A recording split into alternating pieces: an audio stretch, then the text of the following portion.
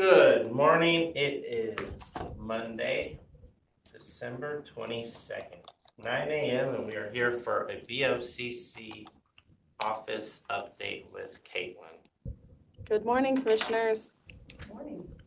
I have already distributed to you a draft of the 2026 appointments of commissioners to boards and committees. Barb has asked again that you guys review it.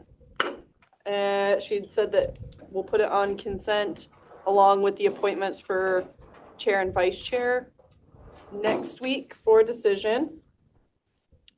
So just putting that in your guys' minds. The next thing that I need direction from the commissioners on is this Caesar 52 training. Yes. Yeah, sorry. Kevin, do you want to be vice chair? I mean, I don't mind being chair, but sometimes vice chair kind of gives you a little, it's totally up to you. Yeah, I mean, You can say no, because I thought that's kind of what we talked about. I don't want to throw yeah, no, I don't mind. something Kevin, but I don't mind doing that. some of you, next year, 2027, you'll have a new one to train. So. Yeah, no, I'm okay with that. I'm good with that. Okay. Rob, you're okay with chair? Or not chair. I'm okay either way. Totally up to you. Because it's your last year, so Well, I can be chair. you can be chair or you can be member. It's whatever you'd like. I love being member, but I can be chair too, because I know you've been doing it for a little bit. Don't matter to We'll me. flip a coin. Flip a coin. Do you want me to get one of the challenge coins? Do Ooh, the challenge coin and then sick. we'll. Best of three. Okay. I'll bring that for consent next week. The Caesar 52 West Crago training. I do have to add one on here. Okay. Because I'm on development league now. We were out of it a couple of years, but then they pretty much Okay. said we needed to be there.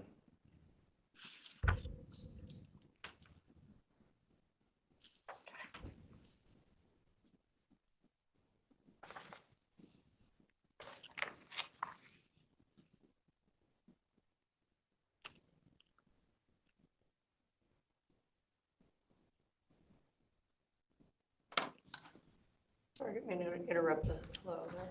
It's okay.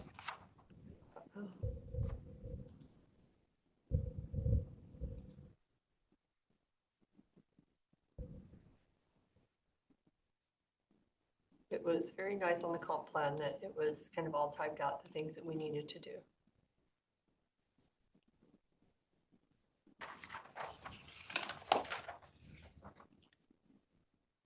Are there any other notes or anything for the boards and committees? And then I need to look at if I'm on any other things other than. I feel like there's.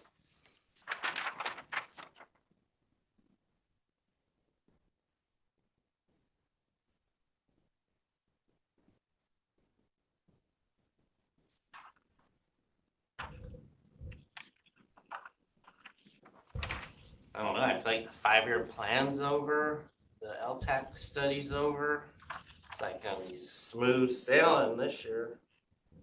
I'm like, I want to be on LTAC now. No, I want to be on the homeless task force. And now it's good now. It like runs. I don't even have to really like go, but I don't really have to. Tony's doing good. Oh, is Tony kind of Caitlin's spearheading that? doing good. No, we finally got a chair and it was him. Okay, Phil Coates is the vice chair. okay.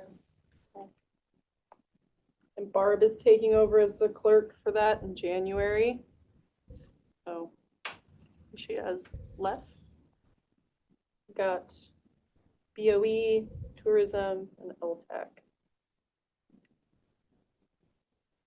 The West Crago training. You guys had asked me to ask Blair and I to reach out to them about February 10th or 11th for that training. They are not available on either of those days.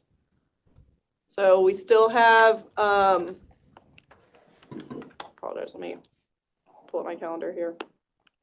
Uh-oh. February 17th was an option, and March 10th was also an option. Okay, and this is a training for, This is the West Crago Leadership Training. oh. We had okay. talked about having it at an elected official department head luncheon, but the commissioners had expressed interest in having other leaders attend. And since it's a 2-hour-long training, we don't want to take away from the training and discussion topics that are on the luncheon already. Blair and I had talked a bit and worked out this option, which Kevin and Rob had seemed on board with last week. But at the department head luncheon in February, we'd let the elected officials and the department heads know what the training is, so they have the opportunity to invite future leaders or leaders in their offices to attend, and then we can have it scheduled at Public Works at a later date, and then it doesn't have to be an open meeting. We don't need to worry about providing lunch for everybody, and then everybody can focus solely on his training. So we had picked out a few dates Blair and I had for the commissioners to discuss.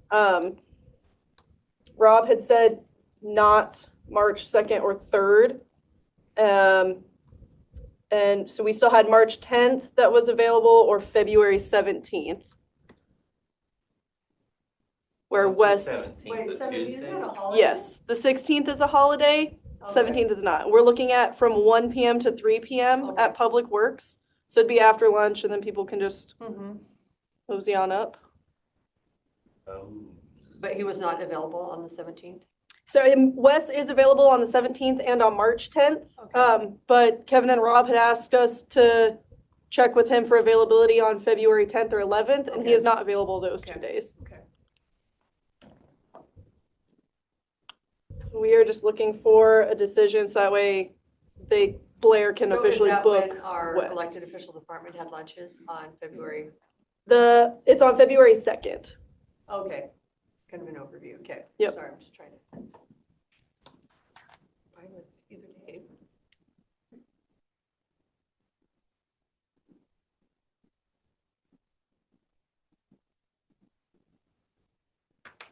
Do you have a preference, sirs? Are those the only dates that they are available, or do they have other dates that they might be available to do it? We have not asked about any other dates. We had just chosen a few weeks. And the week of the 23rd, I believe one of you two or one of you and Tom, there's something going on the week of February 23rd, which is why we had not explored times during that week. But we had chosen Mondays and Tuesdays, so you guys are already in town.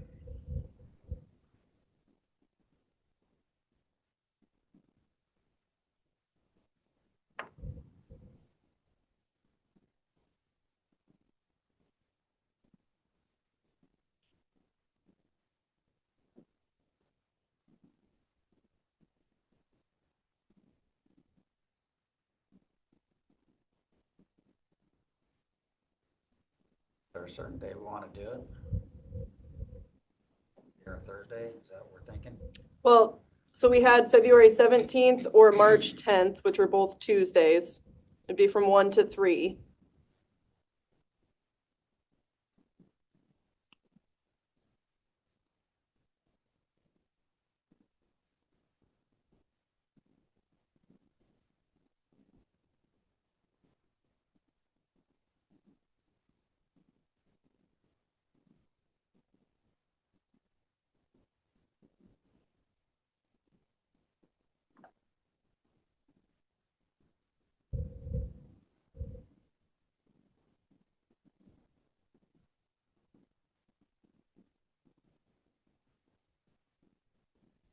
What about Wednesday, the 11th, March 11th?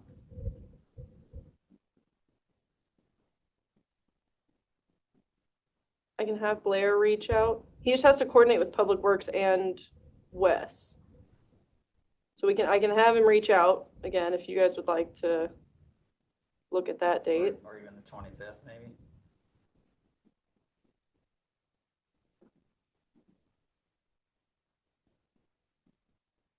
What about January? March. Oh, yeah, whatever. I'm fine with that. Need to do it before. Get too late into the year. Would you guys like me to have Blair reach out about the 11th or the 25th of March. That's Yes. fine.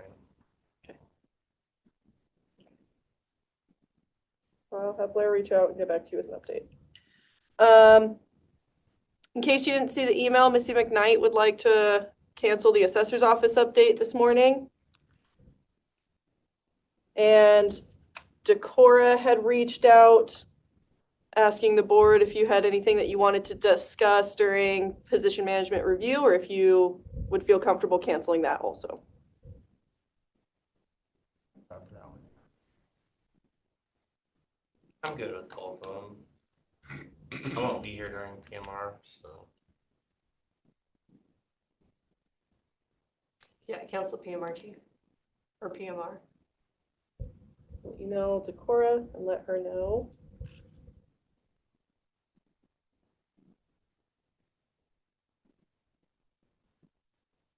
The only other thing I had, I understand you guys talked about it a little bit last week, but I had a note that Rob, you were wanting a commissioner work session to talk about LTAC moving forward with grant distribution and what the commissioners wanted to see. So I'm checking to see if you guys still want to do that, have something scheduled for the new year, maybe.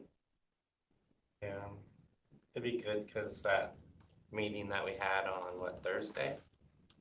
Was Yeah. that Thursday? Yes. For LTAC? Well, we had the tourism Okay. plan meeting.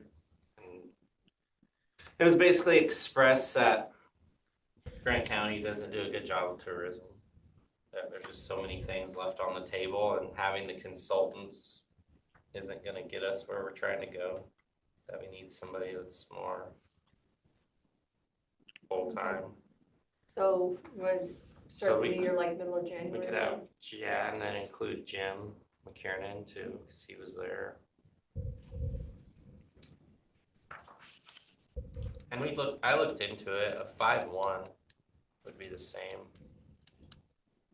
And 5-1? step 1 would be the same as what we pay our consultant, Oh, and be full-time. thanks for clarifying. I wasn't sure what a 5-1 was. Sorry. What's a 5-1? 501c3, 501. I think that might be helpful. There's just a lot of things that could be done, double-checked, type of stuff. Well, I think also we would know if they're doing their work or not. Well, yeah. But in order to do something like that, we want to have a really good idea, a plan, and outlook on what we're trying to do and what we expect and all that.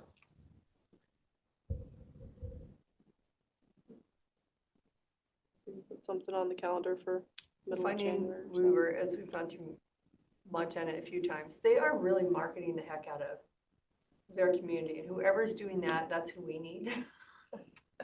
Just their tourism, their flyers, their brochures, their events. I mean, it's easy to find if you happen to be going through it. You don't have to Google it. It's actually providing the information to you, so you're not out there searching. So they're very proactive on there. And they do have a lot of hunting, fishing, a lot of recreational hiking, a lot of the same things that we offer here. Picked it up a notch.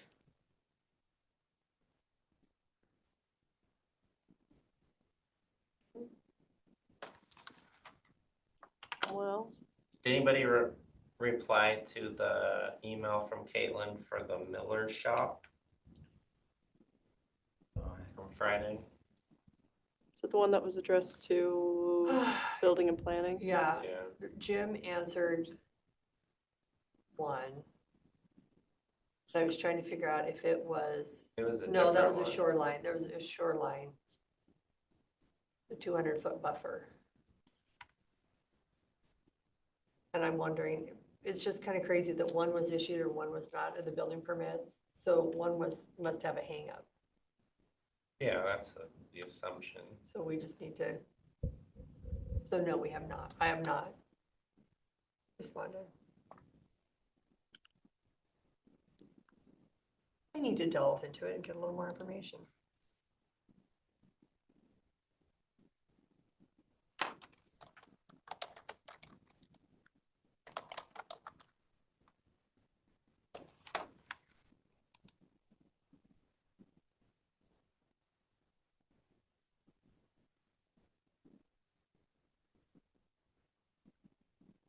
We have them next. We could just ask. Anything else, Caitlin? We're pretty slim on staff, so I'll be running the meetings from upstairs.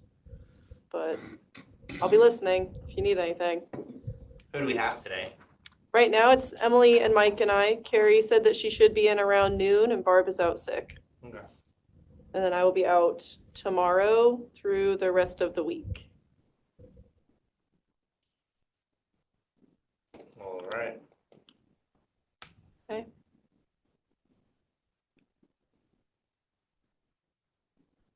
Who won the cookie crawl? Prosecuting attorney's office won cookie, and juvenile won best dressed. The best decorations. What did they have that was, They did gingerbread houses. But They had put like, roofs on them. yeah, they like constructed them.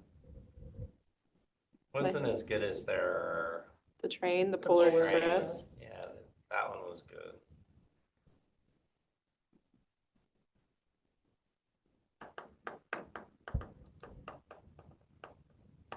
All right. Okay. You're good? Yeah. Anything for Caitlin?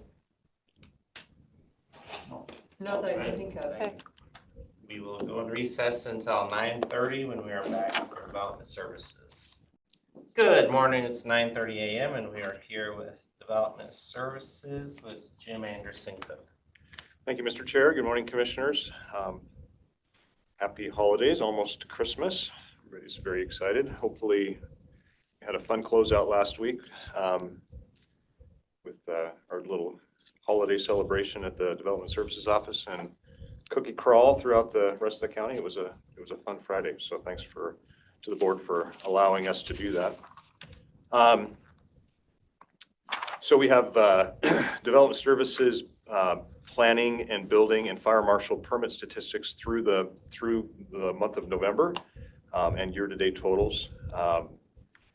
So on the building side, for the month of November, we took in 30 building permit applications, issued 34.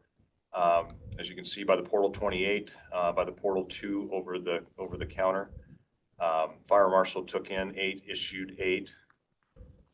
And then planning took in 33. From a revenue standpoint for the month of November, building department took in $133,684, which was a vast improvement over November of last year. Year-to-date totals, $1.581 million, which is the second highest total since we've been tracking since 2009. And trending for the month of December, it looks like we're going to be in over another 100,000. So that number should probably hit about 1.7. So we're pretty proud of that number. On the planning side, on page number 2, planning revenue year to date, $427,000, which is not nearly double of 2024, but far exceeds anything that planning's ever done. I think in probably the history of Grant County planning, it's definitely since we've been tracking.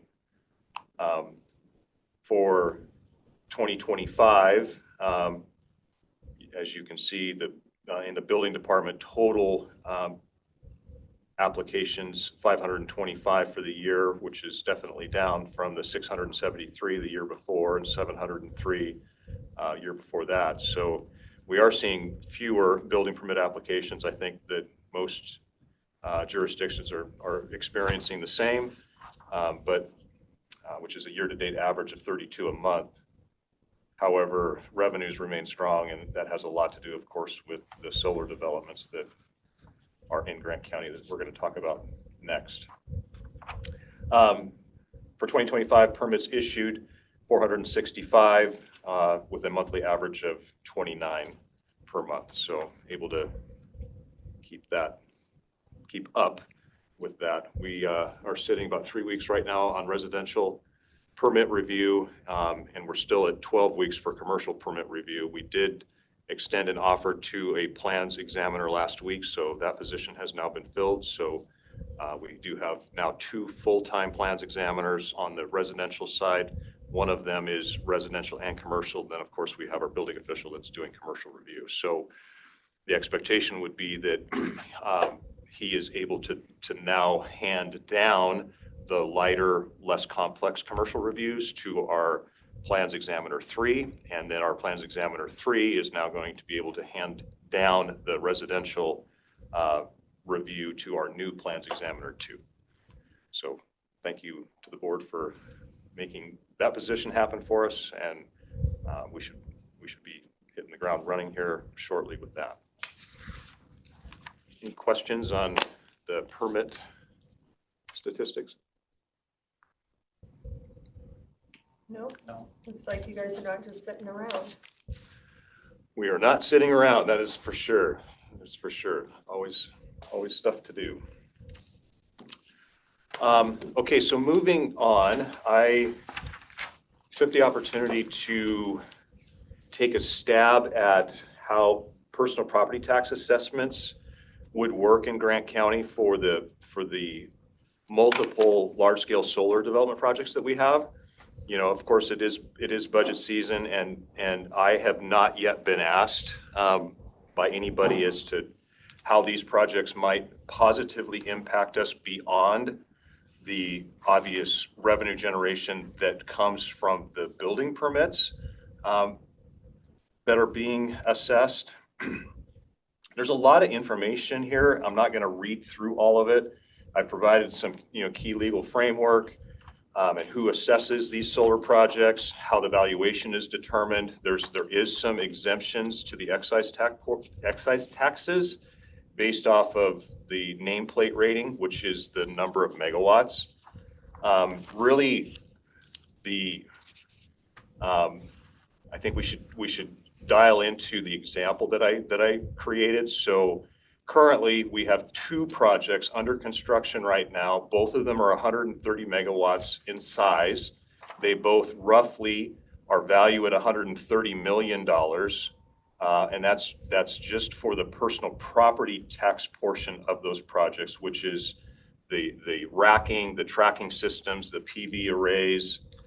This does not include, the fencing, the site work, the maintenance buildings. Those would still all be assessed as real properties, as well as the underlying land. Okay.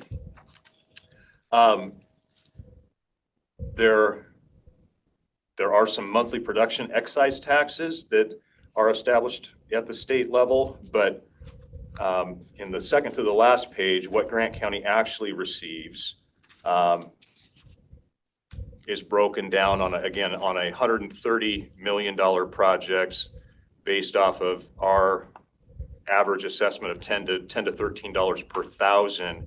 One of these projects in year number 1 would roughly pull in almost $1.29 million in personal property tax assessments. And like I said earlier, we have 2 of these projects under construction right now in the county, and then a third starting in 2026 that would be twice the size of these 2 projects.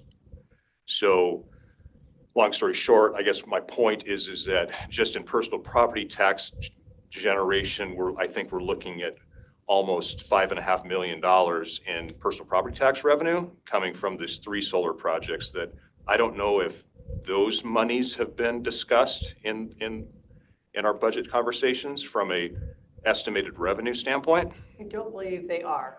Okay. Because it would have been a chunk of change. So that 5.5 million, that's property, that's not just our portion, that's the portion that goes to everybody, correct? The schools? Yes, this would be to local districts, counties, roads, schools, fires, et Okay. cetera. Yeah. So we would be, I don't know how to compute. But it would still be, I'm trying to think, do we get I don't know the percentage because it's all different. Yeah, and I don't. Even if we got 10% of that, that's Yeah, and I'm not. significant. No. I'm not 100% You're sure. like, Missy would be able to tell us what our share would be. Right. Because the schools get about half, and then Public Works would get a chunk. Right. We get a chunk. How is it divided up? The schools seem like they get about $6. I'm not sure. I mean, and I've cited the references that we used here. I haven't had an opportunity to read through all of them. I just more wanted to provide this to the board because I think it's worth the conversation. You know, we're making, No, it obviously helps. making tough decisions here, and I don't think that, you know, again, nobody's reached out to my department to understand what the, you know, what we're And this looking would at. be on the tax roll. When will they be up and running? So both these first two facilities will be up and running in October of next year. So Okay, October they of don't 26. need- I believe the new taxes it won't hit them until 2027. Okay. It's when they do their assessment, 27 or 28. It'd be great if they hit it. Yeah, I'm They not would sure. have already had been catalog, you know, on their catalog for. Right. Right. So That's not the word I'm thinking, but you know. Yes, yes. In their system. Okay, but that still helps. food for thought. Because we sold an airplane, they took possession of it in Grant County, Moses Lake, and we were like 700,000-800,000 in property taxes for our share. So it was really nice when we were. Yeah. Needing that money. Right. So those big purchases. I just wanted to bring it up I because like it, thank you, it definitely helps. Are there any taxes that we should be concerned with? I know Daryl told me situations where they put in these solar plants and then 5 years later, they come back and we have to pay them back for some tax that they didn't know that they had to pay them back. yeah, so that we speak to that inside of this document. So that's if the Department of Revenue, and as far as I understand, Commissioner Burgess, if the Department of Revenue has determined that facility to be a utility, then there are significant reductions to the personal property tax. There's exemptions, but these would not be considered a local utility. But this is where I think that the treasurer and the assessor probably need to dig into these statutes that are cited here, and we need to have a thorough understanding because nobody's having the discussion, and I think it could potentially have some positive implications. You know, maybe not necessarily in the 2026 year, but definitely in the 2027 year. And this is just, you know, one of 3 projects. We have several coming around the corner. Yeah, that's my concern is that we get all these funds come into us and then we have to pay them back at some point. Yeah. And I wouldn't want to get caught with that problem. Right.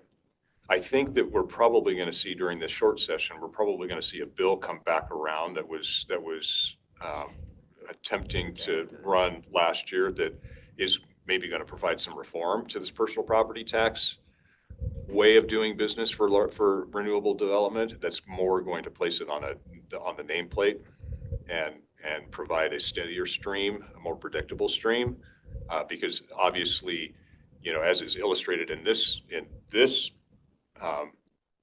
document, we start year number 1 at 117 million, and then we just depreciate, down every year down over 20 years. So we, generate a lot of income for year number 1, but then it rapidly drops off.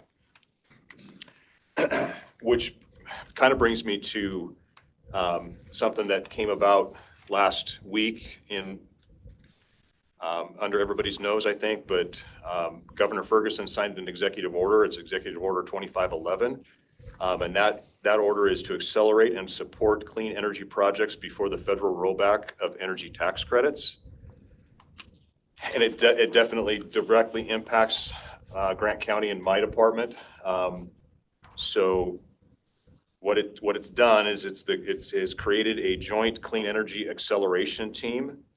So the director of the Washington Department of Commerce or their designee shall chair, establish, and convene a joint energy acceleration team to identify and address barriers to planned projects' ability to qualify for federal clean energy tax credits. This team shall include at a minimum the director of the Washington Department of Ecology or their designee, the executive director of the Energy Facility Site Evaluation Council, FSEC of course, or their designee, the chair of the Utilities and Transportation Commission or their designee, and other agency participation deemed appropriate by the chair. The Joint Clean Energy Acceleration Team shall convene within 30 days of the effective date of this executive order, and by January 1st, 2026, publish a list of utility-scale onshore wind and solar projects under development in Washington State that have submitted a formal SEPA application as of November 2025. Identify each project's current status and the work that will be needed to address barriers in meeting the criteria for federal tax credits within the timeframes established by IRS Notice 2025-42. So I've already been working with Commerce Thursday and Friday to provide for them the list of projects that we have that qualify for SEPA review prior to November of 2025, and there's 8 on the list. So Grant County represents probably the bulk of the projects that the public is going to see on this list. How that impacts us is they're obviously creating or attempting to remove the roadblocks that are perceived to be there during the SEPA review.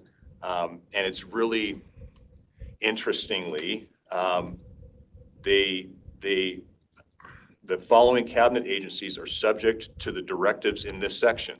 So the FSEC, the UTC, the Washington State Department of Archaeology and Historic Preservation, the Washington State Department of Commerce, Ecology, Health, and DOT. So I found it kind of interesting that the Washington State Department of Fish and Wildlife wasn't listed in this list. So when you're trying to, provide pathways or remove roadblocks to permitting for these type of projects, oftentimes, of course, in Grant County, shrub step can provide a bit of a challenge. But also I think that what this is intending to do is also provide for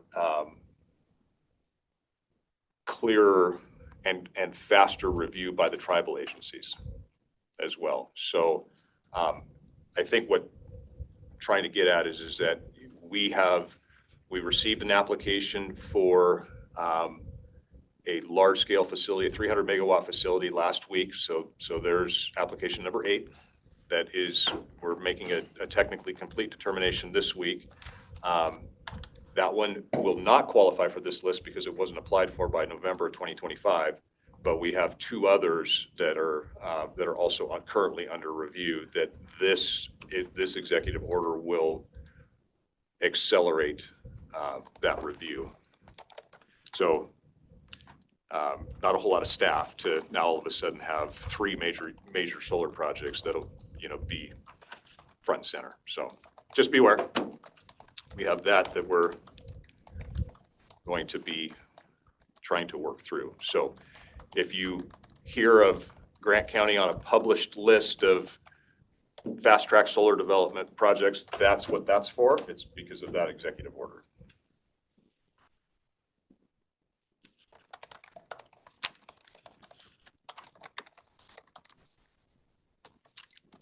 Sorry, I just cannot handle, I've got to know the number of the 129 million, so I'm just shooting Missy a Yeah. quick text so Yeah, we can, no, I'll absolutely. CC you on it so you can see it too. Perfect. Last thing on my list is attached is a code enforcement complaint that the sheriff's office received. And as we've kind of talked about in I think the last couple of updates, there's been a renewed focus on a partnership between the sheriff's office and development services and trying to help their code enforcement team better understand how their role is in code enforcement and reading the code and understanding the code, and maybe some of these complaints that would be better served as being tackled by our building team as opposed to the code enforcement team. This particular complaint is an interesting one in that it came in from a constituent, and it is for the removal of shrub step across approximately 160 acres. It's adjacent to a WDFW property. It was reported to the biologist for Fish and Wildlife. The complainant believes it's a precursor to development. in reviewing it with code enforcement, their remedy is, I mean, they can cite the parcel owner. It'd be $1,000 fine, probably likely to be reduced, once it was in front of the judge, down to $250. If you notice on the map that I provided, it would appear to me, and this is pure speculation, I haven't reached out, kind of looking for a little bit of direction from the board here. It would appear to me that this is, the precursor is they're probably preparing the land to expand the orchard. So it looks like. So if development services were to reach out and make them aware of the violation of the critical area ordinance, we would be looking for mitigation. There's no way to necessarily restore this back in a timely manner back to the way it was. So they would then be required to either do, some ILF, so in lieu fee mitigation with a development agreement to mitigate offsite at a different parcel. I mean, and we're talking about, 160 plus acres, probably at a ratio of 2 to 1. Or we can go down the path with the sheriff's office again. They can issue a citation and run it through the court system. I just don't know that, in an agricultural community, if that's the direction that we want to. So there's this is where there's $1,000 fine. Yeah. Who's given the fine? So it'd be from the sheriff's office. Okay. They have not yet.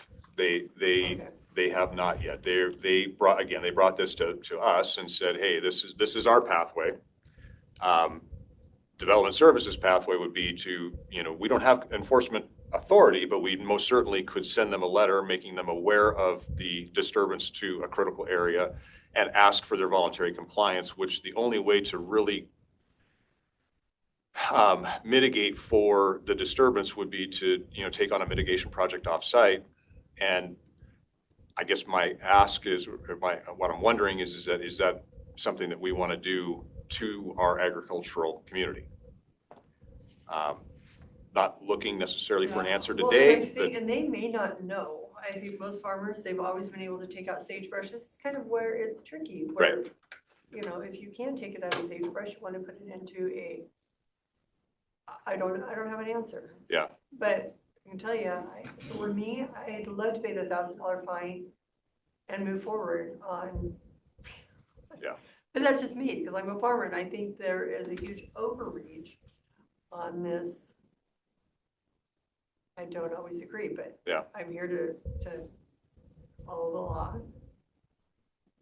So the law says we can't take it out. Are we sure that area, because I'm looking at it, I've got circles on one side, and it's housing on the other in that one tract, that one unit. So I just personally feel that there was like an overreach on the shrub step. And I think we need to get to a balance that works, there are some areas that are critical that we really do need to protect. Is this piece super critical where you've got ag on one side, residential on the other? Yeah. I'm thinking that maybe I just wish we had a better balance instead of all or none, because that seems to be the approach that we have. Yeah, and that's exactly the direction that we're looking for, because I would, again, state that is this the direction that we want to take with our agricultural community? I would definitely be more worried when there's, closer to the water, and then they start impacting this on wetlands that are. Right. I struggle with sagebrush being. And are you talking the 8,000 parcel? Well, 161, 123.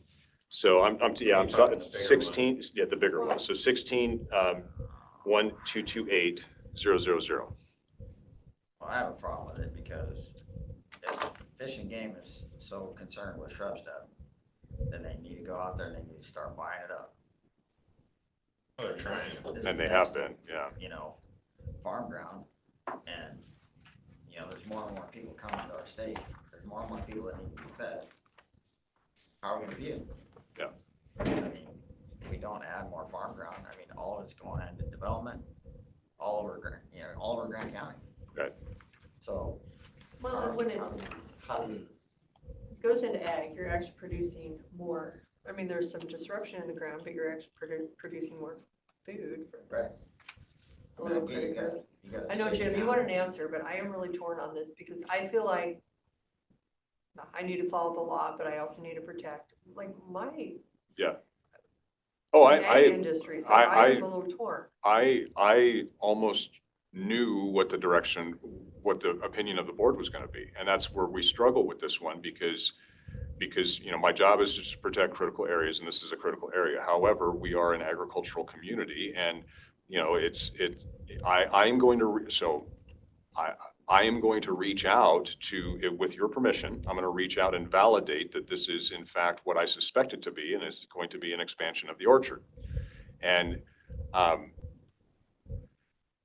I am going to make the assumption that this is probably not a direction that this board wants to head in, you know, when we're dealing with the disturbance of critical areas. We do have a pathway to deal with it and mitigate for it, but I don't know that this is that one.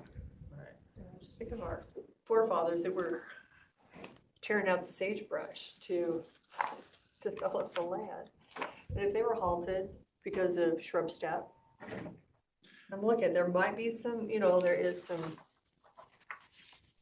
you know, greenery here. I don't know if there's a little bit of water, but I can definitely see where closer. I'm struggling with this, so. Okay. Yeah, I would, and I truly, if it is, I'm just not seeing the importance of sagebrush in a critical area.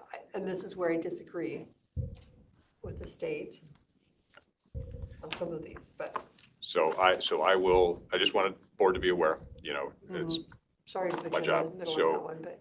it's a hard one. I'll reach out to them. They're located down in the Tri-Cities. So I will reach out to them and validate the reason for the disturbance. Ask if we can go out and just take a look and I'll report back. How's that? Rob, Yeah, I would agree. Okay.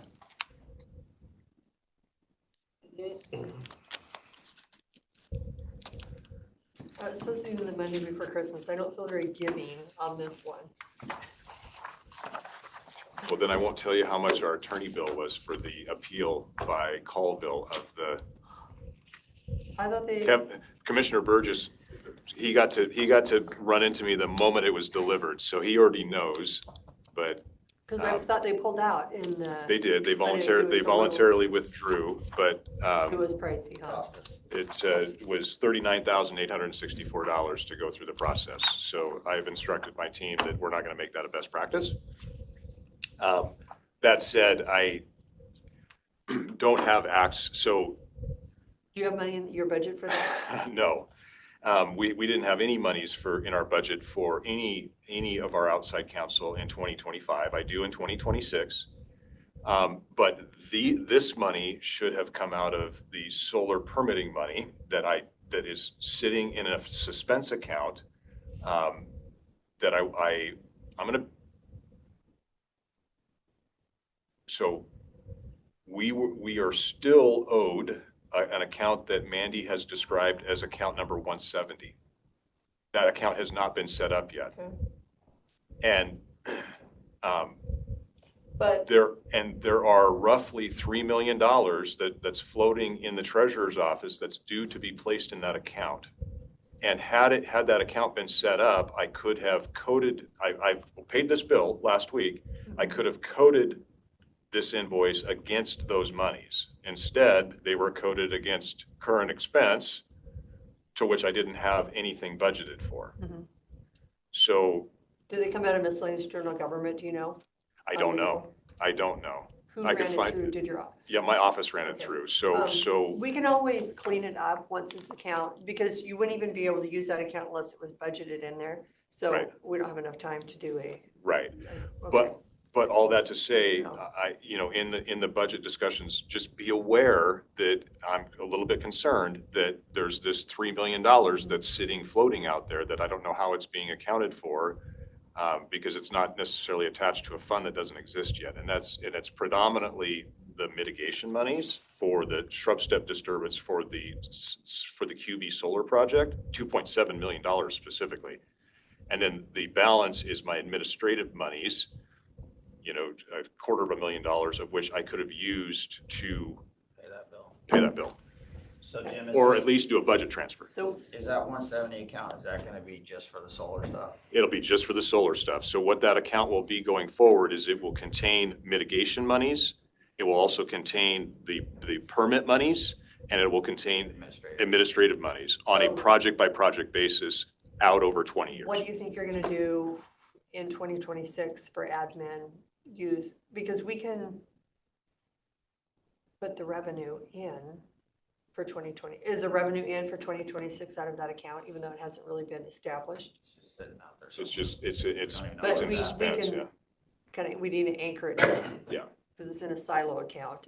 Right. So if we need to, what do you think you're gonna use it in 20? Well, so we're using it to fund staffing Okay, in in 2026? 2026, yeah. Did you already put money in the budget for? Yeah, and my budget reflects Okay, so that. it's accounted for. Yeah, So yeah. we can do a transfer. My budget reflects the expense. use of those funds. Had that account been set up, the monies that hypothetically have been posted to it, Mhm.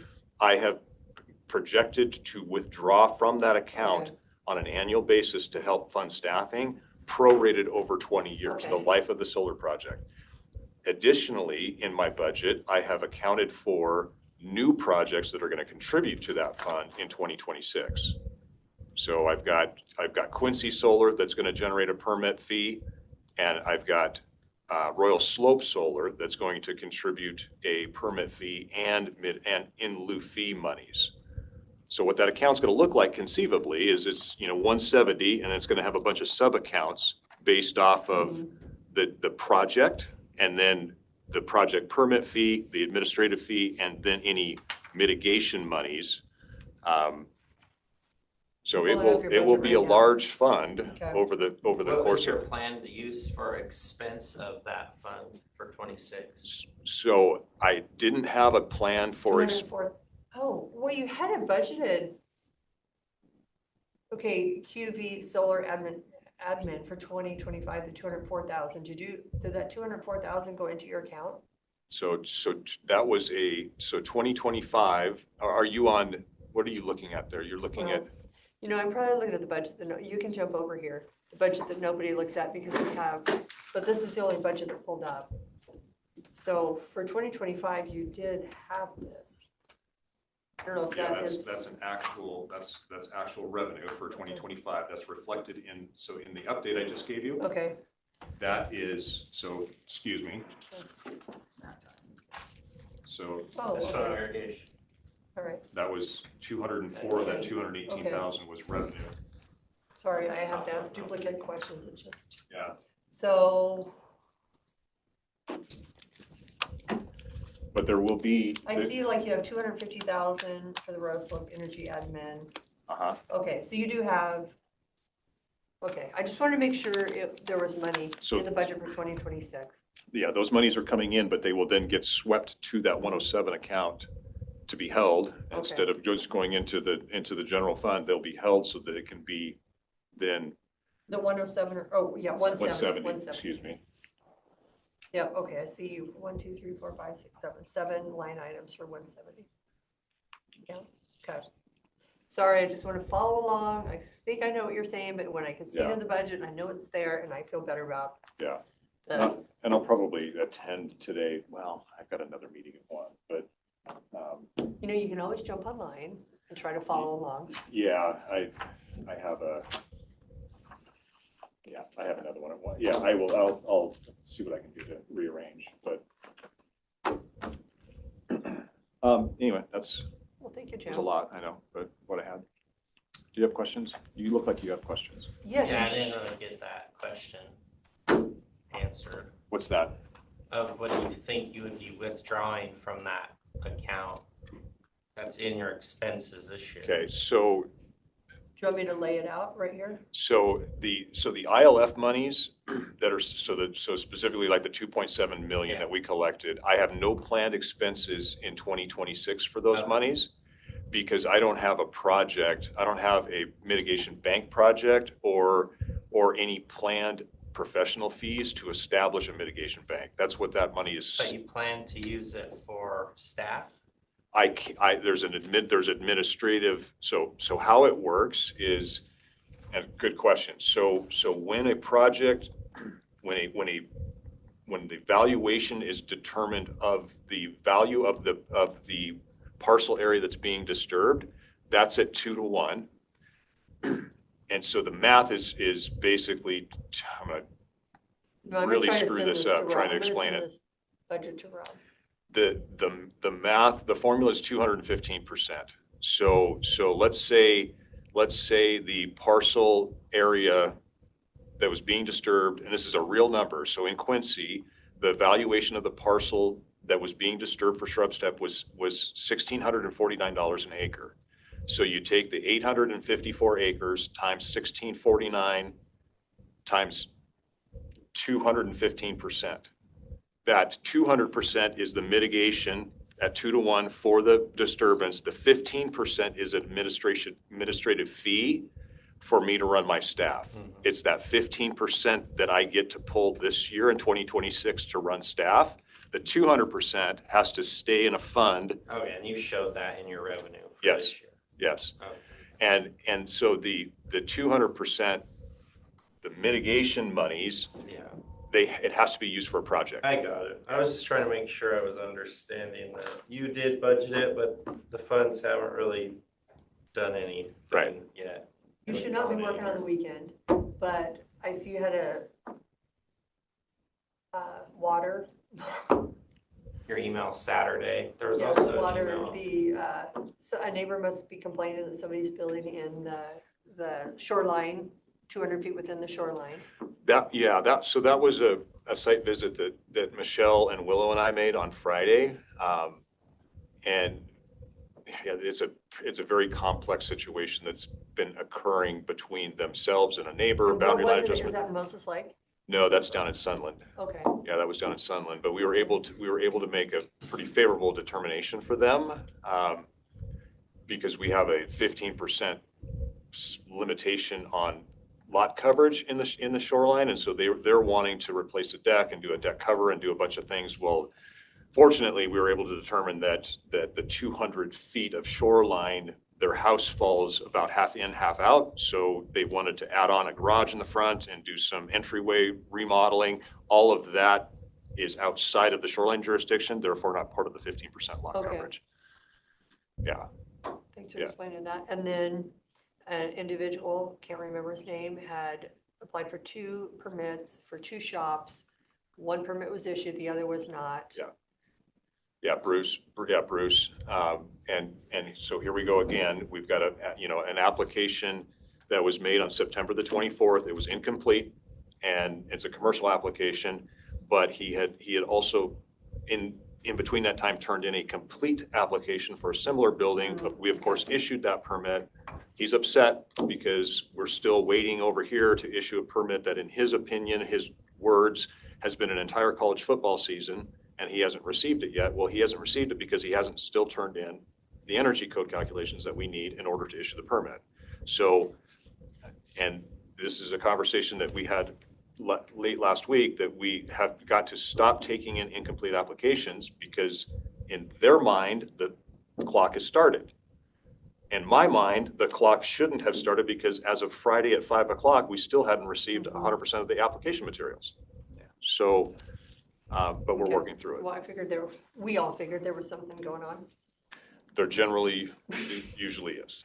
There's always Since not then, 2 you- sides. I Yeah. dropped off some paperwork on that water, that piece of property. Yeah, and Question, could we as a county purchase that property and use it for shrub step mitigation? And bank that water? I would have to run it past legal, but I didn't know what the context was, but now I understand where you're headed. So let me, I was thinking a couple different things. Okay. Water banking, and then now we're talking about shrub step. That could be prime property that we could use for shrub step, so you're thinking the water right. water rights and the Uh-huh. shrub step. Oh, Kevin. Okay, well, let me He's got now another- look at it through that lens. He's got another 40 acres right next to it, so it'd be a total of 120 acres. Okay.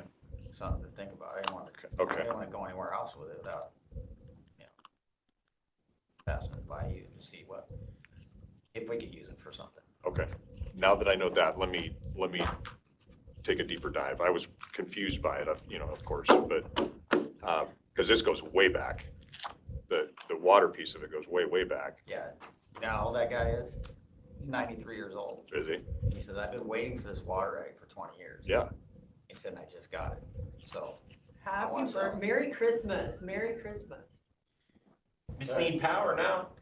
yeah, it's, But you lose the water right if you don't he's got 3 use years it. to perfect it. Yeah, he's gonna use it Rob, or I'm lose really it. jealous. You're over there typing, and when I type, everybody in the entire room and the hallway can hear me type. You need a MacBook. So I didn't know, so Listen. we could utilize. That's just me, like, trying to be really quiet. Thought it'd be worth looking at. I kind of punch it too, because I have thick fingers. Okay, well, I'll get back to you on that Okay. revenue. I CC'd you on the revenue. It's just a quick little email I sent. Didn't even read through it to make sure it sounded okay. Yeah, But I just, sent to Missy, but no, that's, those little revenue bump well, and it's, increases help. yeah, and, so and I've been really thinking about it from, so of course, we're going through our comprehensive plan. I mean, the kickoff for our comprehensive plan update, I sat in on a meeting with the city of Ephrata for the kickoff for their comprehensive plan update. And the superintendent for Ephrata Schools was there. And, Ephrata is really challenged in that, the funding for their schools comes 100% from the community and the residences within. They don't have a whole lot of industrial, tax base. And so when they're talking about housing allocations and future growth, the schools, of course, are directly hinged upon what that looks like. But nobody's taking into consideration that there are monies that are coming from these developments as well that I don't know that they're planning for, that we fully have our arms and understanding around. Yeah. I don't think anybody does. Right. So, I can agree with Kevin. We just have a lot of moving parts still. yeah, right. So- I just wanted to start the conversation because I think it's, No, it helps. if we are throttled with these things, so to speak, then I think we need to also fully understand what the benefit could be, and then be able to plan for it. But that's for other departments. Okay, well, Merry Christmas. Merry Christmas, thank you. Thanks, Jim. It is 10:11. We will go into recess until 10:30. Good morning. 10:30, we're in here with district court. Good Do morning. you have a judge that will be joining you? Oh, No. Tom signed in. Welcome, Tom. Morning, Tom. Good morning. Judge Gwen sends Good morning. regrets. He will not be able to attend today. He says to tell you all goodbye, and he has enjoyed this last year of meetings since Wallace will be taking over as presiding in January. He had hoped to be here, but it just wasn't going to work out. Not much on our radar, just busy with all of our normal end of year stuff. I did have a out-of-state travel request that I sent in. So you'll have that to review. It's for our community court or therapeutic court specialist, Manny Garcia, to travel to the practitioner training in Oklahoma City, Oklahoma in March. Is So that they're- paid for by a grant? yeah, it is fully funded by the AOC grant. Is that a yearly training or? Yeah, so they have it every year, but they rotate. Sometimes they'll have it for the judges, sometimes they'll have it for the coordinators, sometimes they'll have it for the prosecutors. It just kind of depends. And this year he has the ability to go, and he's never been, so we'll send him. We're hoping to get it approved this week so that Amy can get it on the registration paid for on the credit card, so that it will come out of well, isn't this budget year anymore, it would still come out of the grant reporting year. I don't know if you have any questions on that. Other than that, it's just Business as usual? business as usual, yeah. Gearing up for our new case management system is got tasks for that every day. Finished the Professional Development Academy last week, and that was an experience. It was a lot, which everyone warned about, but I'm equally grateful to have done it and to be done. So get my time back a little bit. Yeah. And Tom has something he wants to say. yeah, Well, good morning. So thanks for completing that. Sorry, my video probably looks absolutely horrible. Did you create a leadership oath? sort of. It's maybe not fully refined and polished, but yeah. Cool. I did have a meeting with the DOJ this week, and it was for another NEPA intake form for the single point of entry. It was kind of a meeting that was taken out of frustration because this is the third time I've put in this form. And they finally said, well, the form is fine. We just need an elevation view of the project so we can decide that it meets our requirements. To which I asked, I don't understand your requirements. Your NEPA form is to ensure that I'm not, impacting a historic building, which we've proven. So, and I told him, I said, I'm not going any further with the architect because I don't know if we have the funds. And then the gal with the name we can't pronounce, she goes, you have the funds, you can charge against this. And I said, well, that's the first I'm hearing of that. There's nothing in Just Grants that says that. There's no communication from you, but you're telling me that I can actually go forth with my architect and send you the bills to get reimbursed. And she said, yes. Because as far as we knew, our budget hadn't been approved yet, had it?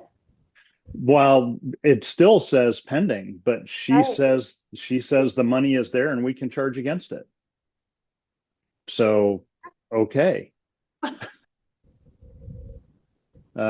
It's strange. I have asked for the commissioners, Merchant McIntyre, to kind of get into this grant with me, and they both said that these can be very difficult grants just because of the personnel, but they would be willing to help if they could. So I have a meeting with them after the first of the year to talk about this specific grant. So Fantastic. Yeah, it was definitely one of the harder ones for me to navigate, that's for sure. well, they have been very unhelpful at the Department of Justice. So anyway, I just wanted to give you guys that update so that you could take that back to your judge and say it's not dead. It's I appreciate it that. is what it is. So anyway, so we'll talk more about that after the first of the year. Sounds good. Thank you. Okay. Thanks, Tom. Yep. Well, that's good news. Yeah, Mhm. yeah. It's been a year now? Uh, it's been a while. It's been a while. Any questions from commissioners or Tom? How's things going up there in district court? Good. Yeah, they seem to be going good. We have a good group, and nobody seems to have an excess of anxiety over the new case management system, so that's I was good. gonna ask that question. Fear of unknown is always present, of course, Right. but I mean, it helps in some ways that we don't have a choice. So we'll just get through it together.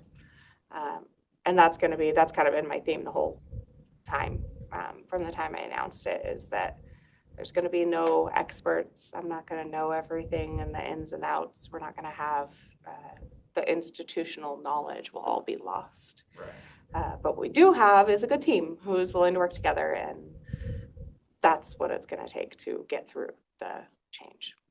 So Yeah, support from the company that did the software? Ish, yeah, No? yeah, I think we'll have some. Okay. Most of the support will be remote, and that will be maybe a little bit challenging. Several courts will go online at the same time, all with the same remote support through the state. That's the first time they've done it that way, so we will see. That's a little scary. It's a little bit, a little bit. They assure me the system can handle all of us going online at once, because that's kind of one of my fears, is that we don't crash the system by everyone going live together. I've put out requesting volunteers to come in on Sunday, because of course that go live is on the weekend. And I've got several people actually that are interested to come in and help get through that. So I appreciate that. Also, they're gonna Tells go- me that we have a good team. They're gonna go live on a weekend, so you guys can test it out before Yeah. you come in on Monday. Yeah, so what happens is on Wednesday at noon, they're gonna shut down our system. We're still gonna be open, we're still gonna operate, but we can't put anything into the system. So it's gonna be handwritten receipts. We can't put in any of the work that's done in court. It's all just gonna kind of stack up.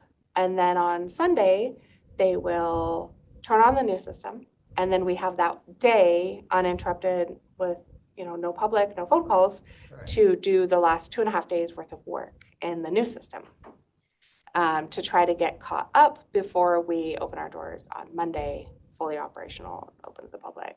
So are they gonna turn on, are you guys doing cameras and all that too with this system, or is it just your software system? So it's just the case management system. So it's just how we maintain documents.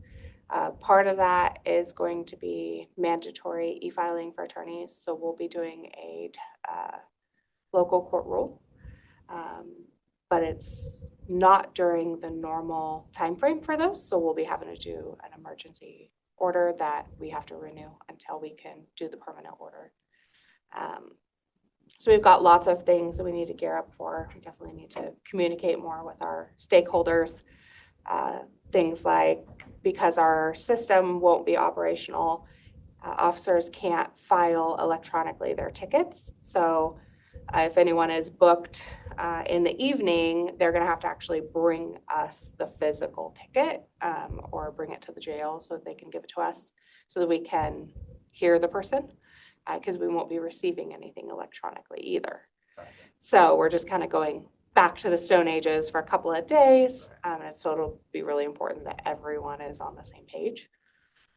And then in the new system, everything is assigned a case number, similar to Superior Court, where they have like the year dash and then a number. Right. So our documents will have the citation number that the officer gives, the report number that the law enforcement has, and now a case ID number for the case management system. So there's going to be all these different identifying numbers. So that's going to be a little bit of a learning curve too. But a lot of that stuff, we have to get there to know how to adequately navigate that. Right. You won't know until you start using it, right?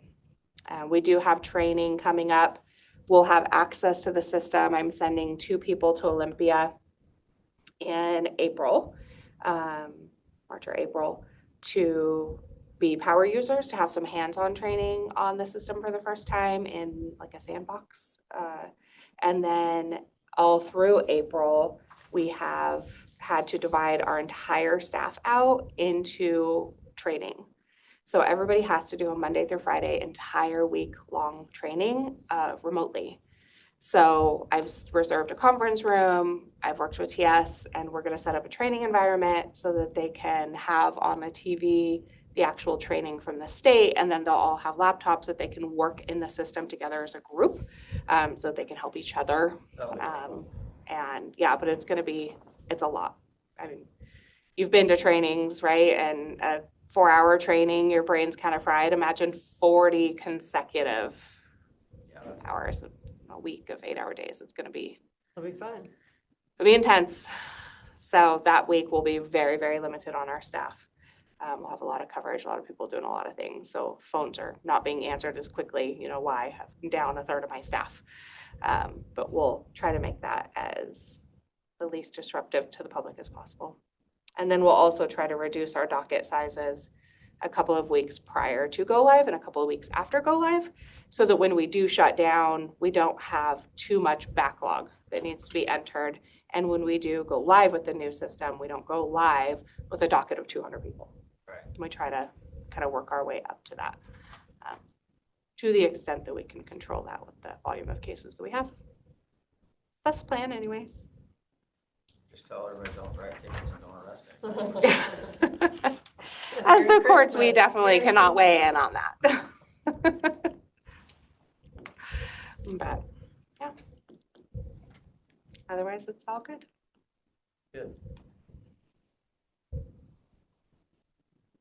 Okay, there's nothing else. Tom, do you have anything else?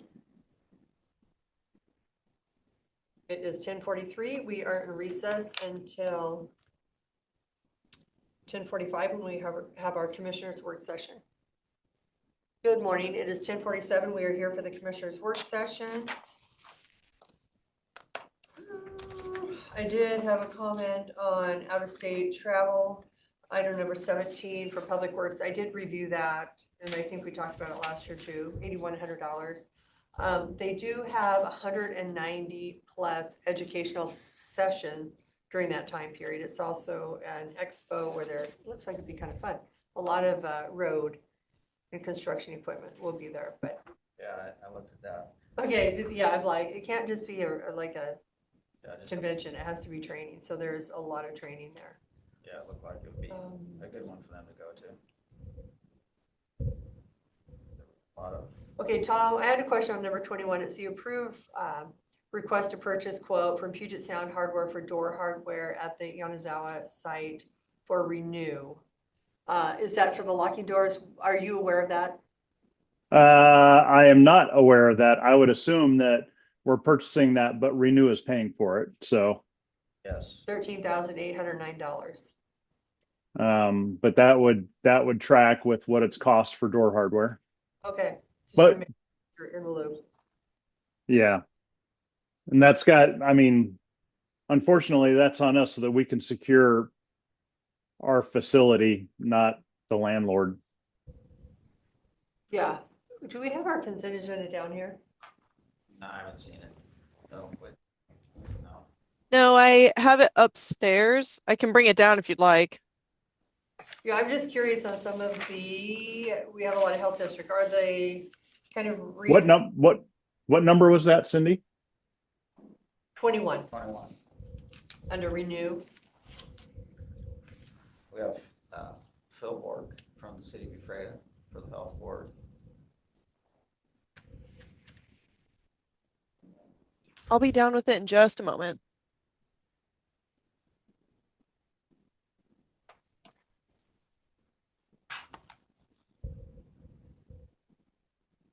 Matthew Pollock.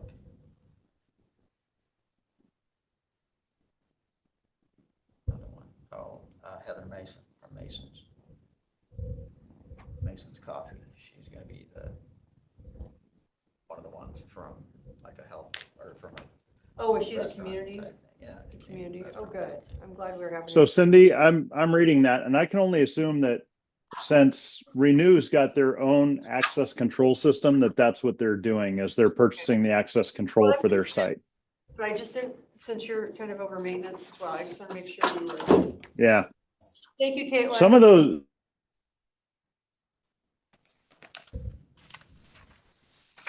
Tom, we just 100% lost you.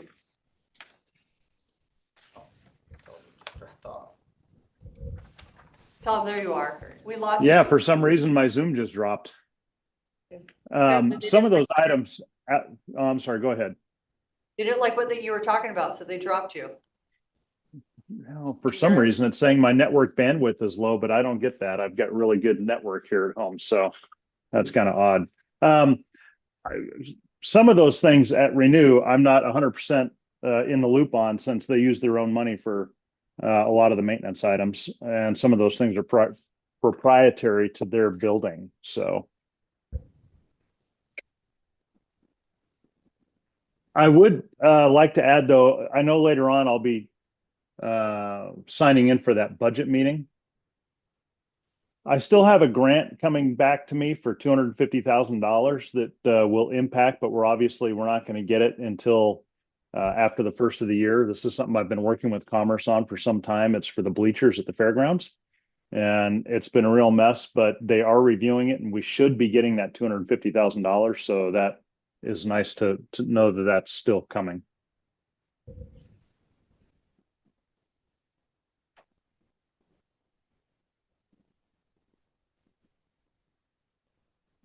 Did you guys catch that? So Jim must have paid for those already and then we're just getting reimbursed. Yeah, well, we paid for them. Yeah, and this was the grant that the Rodeo Association went out and got, and then they were going to try and build something on our fairgrounds. And then it got put into my lap. I had to work with Tom Dent to actually get the grant name changed in the state's budget so that we could even use the grant. So it was a real pain in the neck. But we're on track. So the grant is going to reimburse us. Oh, good. That'll help. Yeah.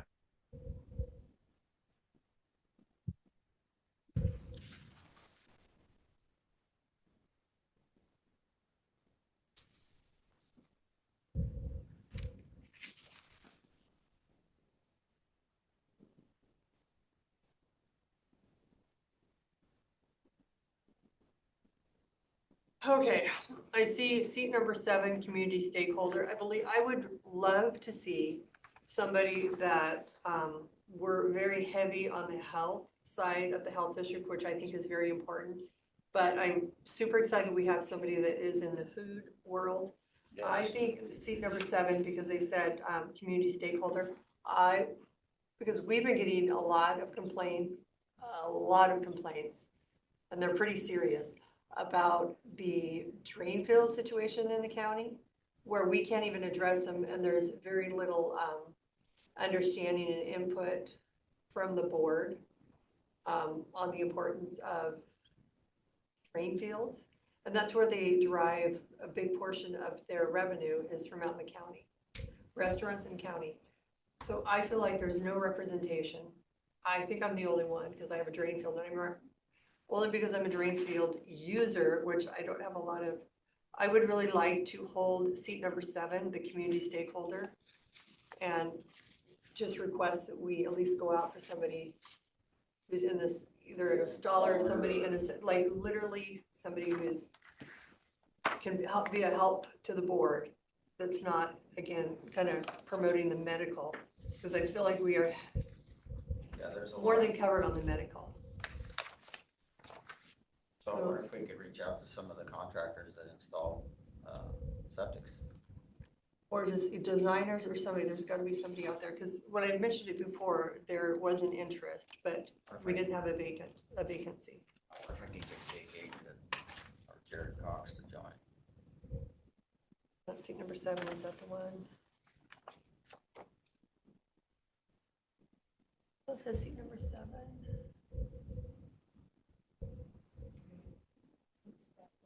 Okay, item number 8.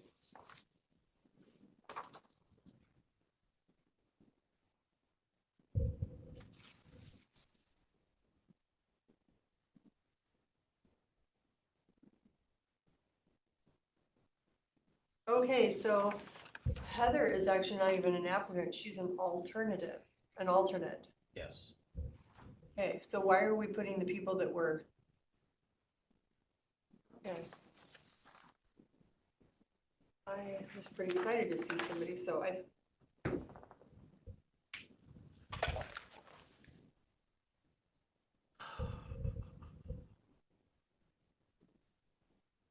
and Matthew's done a good job. I just feel like we're pretty heavy in the house.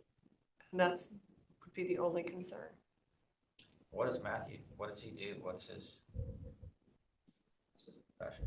I'm not sure, but he seems to be, I think his wife's a pediatrician. I don't know it even. yeah, but he seems to be very heavy in the health. Like when we're talking health, he's pretty involved in it.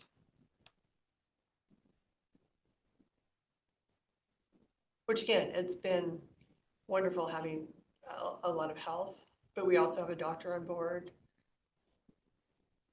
We've got a director of a community clinic on board. We've got the doctor that's directing. So I feel like we have some, especially where this generates revenue, the food and the septic division is not represented on the board. And so I'd love to hold off on those and make sure, because when I talked to Teresa about it, their positions weren't open, now their positions are open. And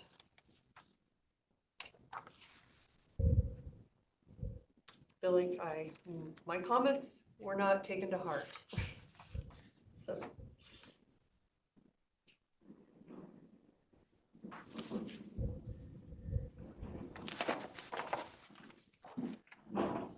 Let's see if Jared Cox or I think we definitely, if we could have a little bit of time to look.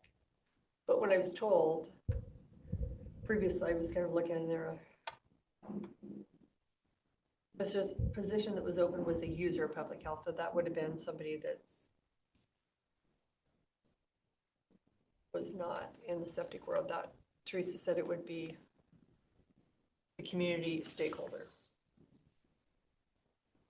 And I'd like to see some representation outside of Moses Lake as well.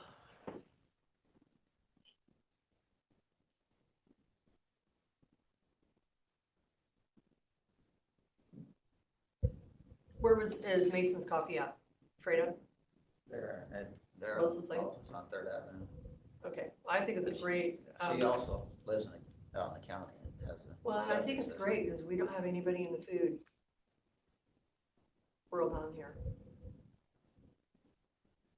Again, those are 2 revenue generators on that board, food and septic.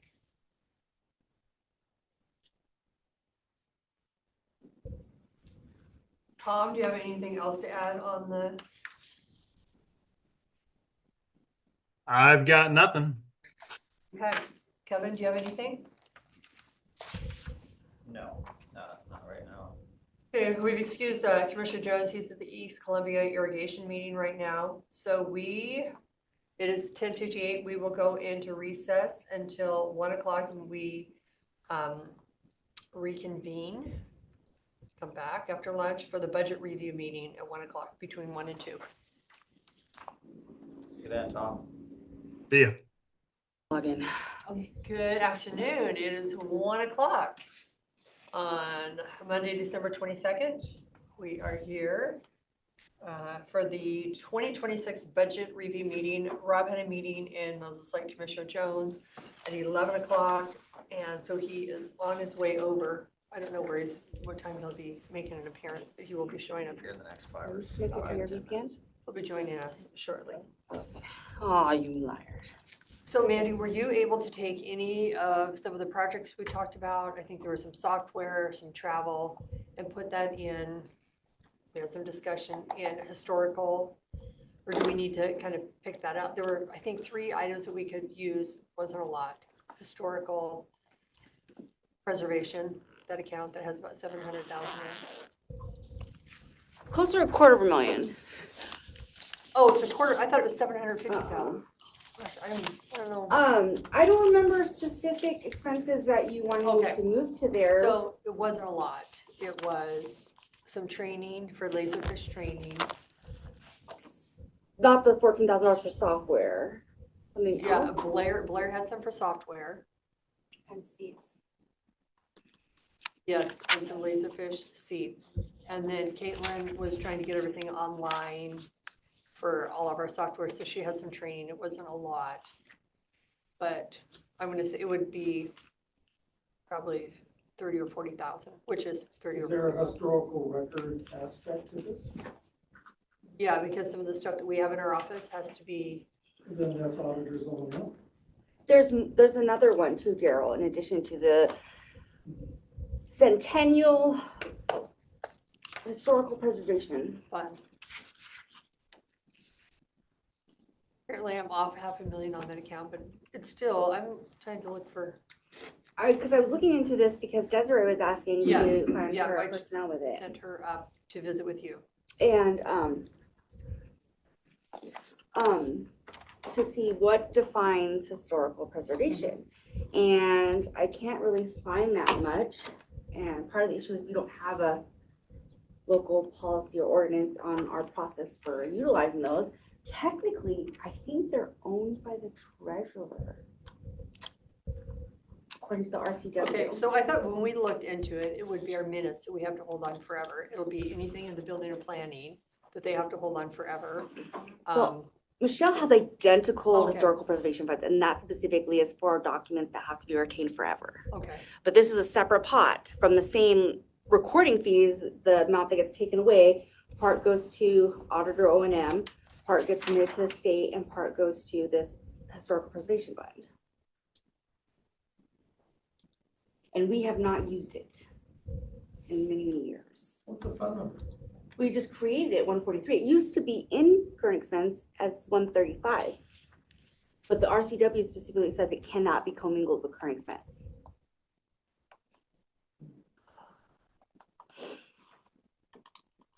okay, well, there's a little bit of funding. So do you have some, let me look over my computer up. You said it was $250,000? Yeah, about 240,000.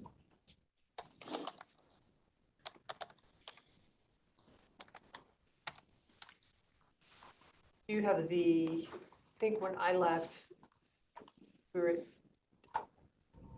3.7, 2.7. I still haven't been able to take out the insurance for vehicles. I'm trying to compile it into one master worksheet so that our final thing is one document, and it's Okay, longer than I expected.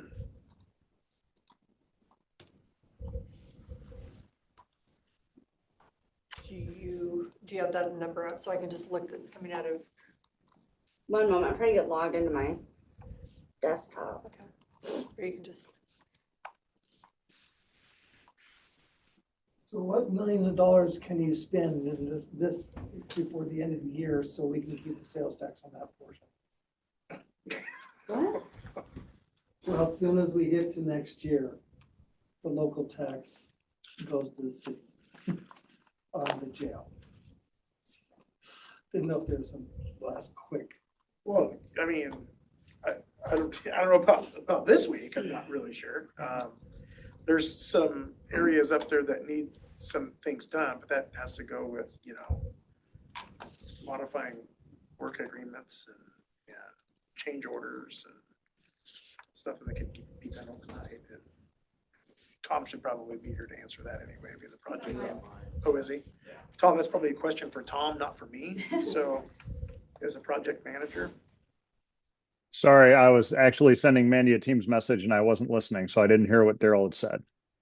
No. I was being sarcastic, hoping for a lot of expenses by year end so that we would get the sales tax on them before they go to the city of Ephrata. Oh, yeah, sorry. The PUD is, what I'm seeing is, I'm sure like. Well, I will tell you, so since you asked, I'm just sending you a Teams message right now, Mandy.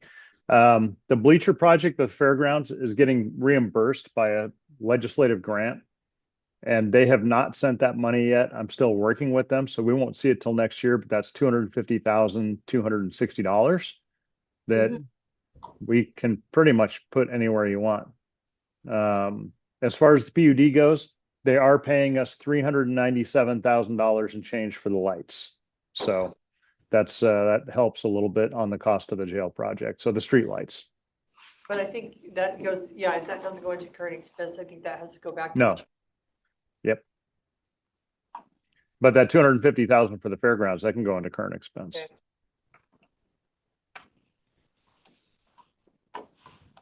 And that's the Department of Ag. Direct legislative grant. Okay.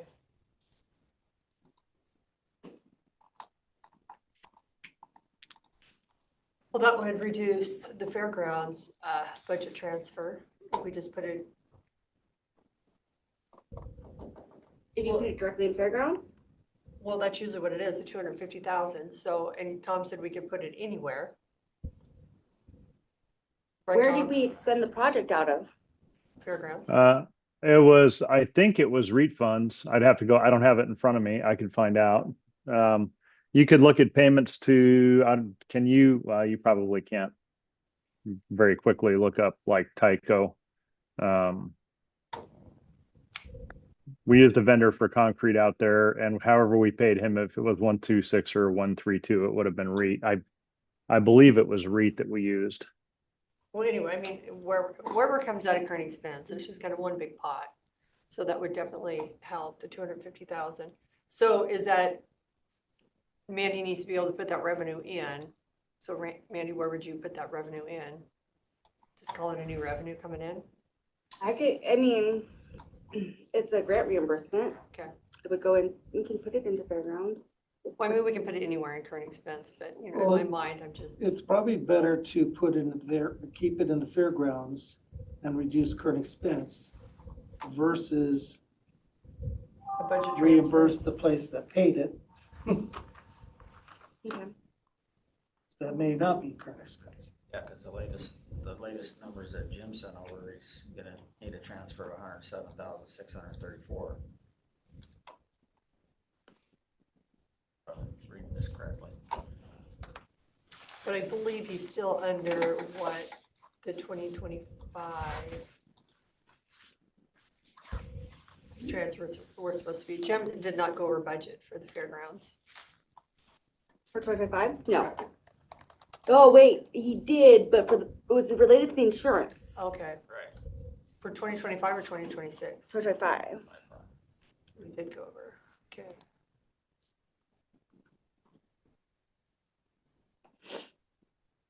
Okay, so I'd say our max year-end transfer, interfund transfer would be around 200,000, not the 550,000 projected in the budget. So to me, that seems like he's paying less.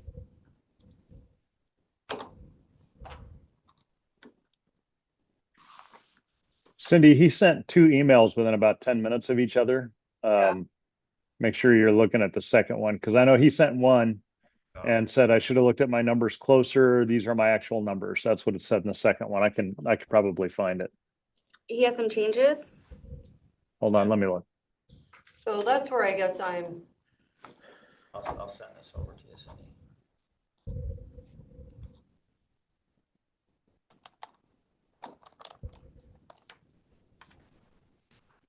That number's a little different than the second one. I am projecting needing an interfund transfer of 107,634, assuming we add 100,000 in revenue in December as we reconcile year-end accounts. This is 442,662 less than was budgeted, and we made a significant amount of the 256,143 of insurance budget error. So I would say that our max year-end interfund transfer will be around 200,000, not the 550,296. That's from I already did it. projected in the Okay. budget. So that means, I mean, to me, when I read it. I already did the full 500-some-thousand for fairgrounds. I was just making sure, Mandy, that Cindy was seeing the right email. That's all. I am seeing the right email and I'm Yeah, perfect. looking at it going, oh, he doesn't need the whole 550, he only needs 200,000. Yeah. Daryl said to do it. So if you did the 550, so then he'll need less next year because he's $330,296. So was this reference to getting a November revenue report? I don't know what his reference is. Well, I I'm think trying his to follow reference what was, he thinks his, to sees his November revenue report. He's trying to project how much more revenue he will be getting by this year. He's making an assumption that he's going to get what he expects in December, Daryl. Yeah, he So said, new assuming, revenues in December? yeah, assuming we had 100,000 in revenue in December, as we reconcile year-end accounts.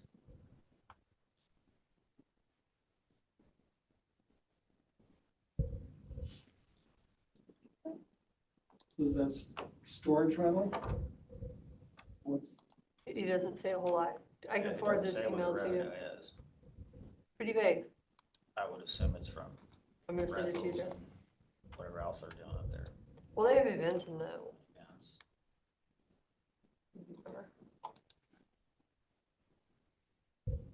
Okay. So, Amanda, I'm gonna ask, so if we put $350,000 in Jim's account, does that mean in 2026, we can put 350 less thousand we can transfer? Since we did it all this year?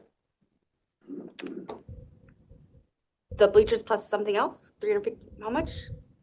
No, I'm just trying to figure out where Jim is financially, and I'm confused. Yeah, I think we're talking about 2 years at the same time or We are, something, yeah. but if you did the transfer, I already did it, yeah. okay. So when he starts a new year, is he gonna be pretty much at zero, or is he gonna have? I don't know his fund balance at the beginning of the year. I assumed it was gonna be at zero, because Okay. that's how we built the 2026 budget, that it would be. Are you saying he's gonna have a zero carryover? Yeah, I guess that's my. Because he was over budget this year for the insurance premiums. But he said we assumed- made, But over budget doesn't mean you're short cash. It just means you didn't budget enough. Yeah, but Those don't equate. does he have a large carryover of fund balance? I don't really, hold on. Caitlin, can you call Jim and see if he can join us? I just tried calling him and got sent to voicemail. I'm gonna try his work cell. Give me one moment. Or his accountant? Yeah, I guess the carryover, could be 350,000 carryover, which usually at this time of the year, we don't really get too picky about it, but we're in a position where $350,000 is a lot.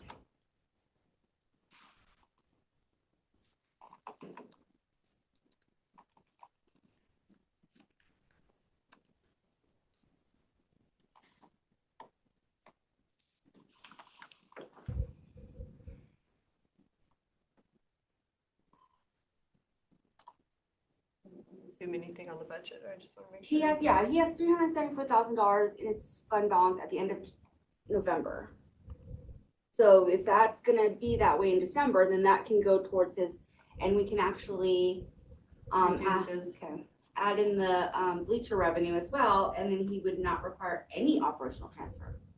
I love it. Kevin, are you okay doing that? Which puts Oh, we the, could but put would, that that to would the bring the general fund. reserve at the end of 26 down Well, to. we gotta do a transfer. Jim will be logging on in just a moment. We've already done the transfer. Yeah. We're gonna have Jim use his reserve.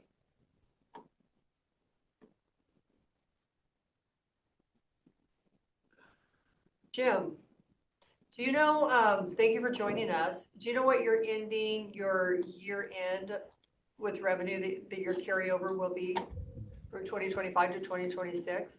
Are you talking to me, Cindy? Sorry, I just got in. Yeah, yes. Oh, hold on a second. I'm pulling up my stuff right now. So I'm looking at the email that you sent on December 16th, where we did transfer the 550,000 into your budget, but you only needed 200,000, so you should have a $350,000 carryover. Correct? Okay, Yeah, we didn't need the 550, 296. That's what was in the budget based on the original submission for 2026, but we don't need that. thank you for that. I'm trying to pull up the paperwork that I did that showed the difference. I figured we'd be between $107,000 and $200,000 is all. Okay, so Right. Mandy, what was it? I'm gonna try to pull up The 550, 296 has already been transferred, by the way. Yes, it has. What was the total transfer in 2026 for the fairgrounds? Requests that the fairgrounds asked at a current expense. 550, 296. Wasn't that 2025? The 2026 budget had 550,296. They're asking about 2025, Jim. Oh, let me go back. I can tell you. I No, think. 2026, I have 385,752 because it got reduced. Well, nobody told us. So the actual amount that was transferred on the STAR report as of last week was 550,296. Yeah, for 2025. No, that's 2026. We No, went to that's 2025, it's transfer- operational transfer. Yeah, we went to transfer 26 money in 25. Oh, I'm sorry. I'm a year ahead of myself. You're right. It's $550,296 for 2025. So you And that- have 350,000 carryover, so basically, if you need 385,000 in 2026, Yeah, and then we put the bleacher money in Okay. there. He wouldn't well, need we it. don't even really need to put the bleacher money because that would put him over, so we'll leave the bleacher money in current expense, because we're only short $35,000.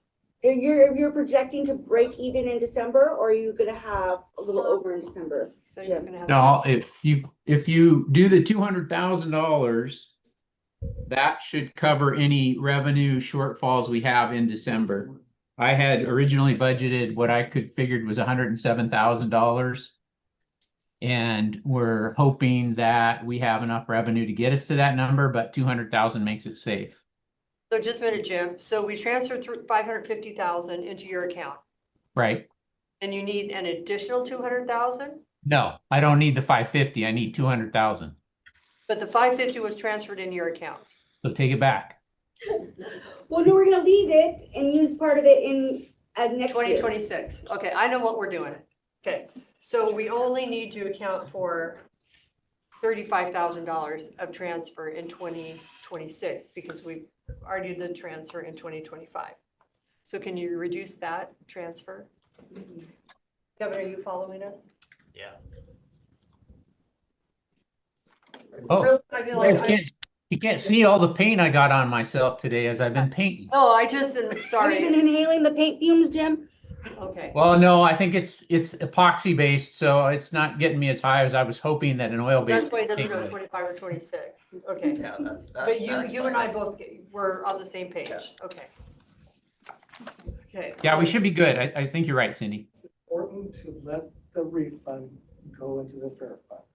So you don't deal with where it got paid for. So- And have a surplus next Daryl? year? No, the refund is supposedly coming in next year, right? Yeah, the grant fund. Yeah, it's a that's for fair next fund. year, so let it go into the fair fund. Because I think we needed in current expense, Daryl. No, then you do less of a transfer in current Daryl, expense. We're not gonna have. We a only need transfer. to transfer $35,000 in I know. 2026. And that's why you don't have it go to current expense and have it go back. You just keep it in there to reduce the transfer for this year, for next year. We don't need to give them that much money. So why would May we not transfer need that it. much money? I know. Okay, That's why you reduced Daryl? enough. That's the benefit to the current expense fund, additional gap closed. but then we're giving an entity $250,000 that doesn't need $250,000. So we don't have that luxury in our budget to do that. How much were you, if we didn't even have this 250,000, how much was the transfer gonna be? 35,000 $35,000. to fairground. Because we already did this year's transfer, which was way more than they needed. Right. Daryl, I'm gonna keep moving on because I feel like I'm wasting way too much time on this. Okay, so Fairgrounds gets $35,000 transferred in 2026 because of a very large transfer that just happened. There's $350,000 carryover. Correct. The $250,000 grant will stay in current expense as revenue.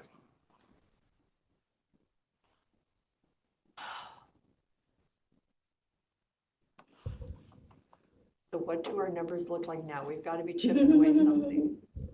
Jim, did you have any vehicles that Blair took off of your fund or no? Yeah, we did. That's even more money. Okay, And it was only a pickup, I believe. So I gave that to Blair. So right now he's got our insurance at 432,000, I believe. It might go down slightly. Most of it is building, so it's really not that dependent on vehicles. welcome, Rob. Mandy, what page are you working on? Are you just? I'm fixing fairgrounds right now, but do you, the preliminary budget, is that what you want to see? Do you not, Yes, do you need please. to see it, the link Send again? that to all of us. Yes, I can. I'll Google it and see.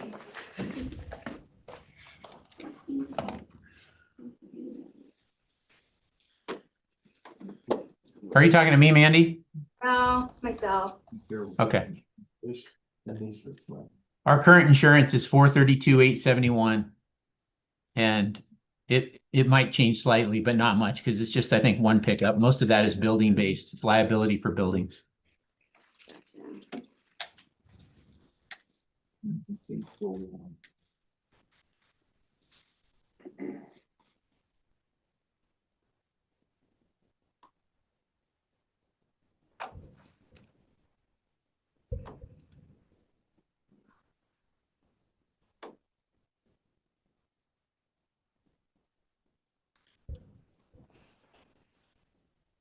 Gotcha.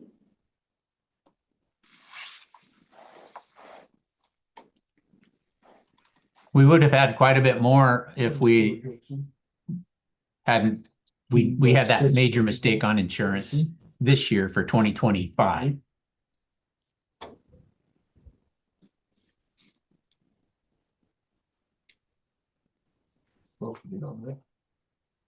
It was about 256,000.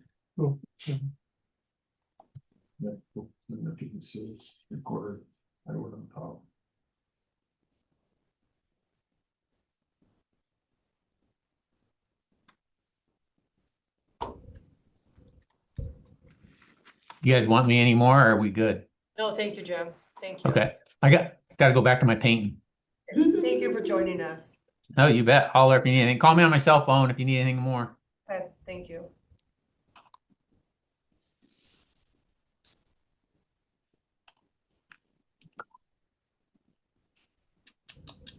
Oh, sure. No.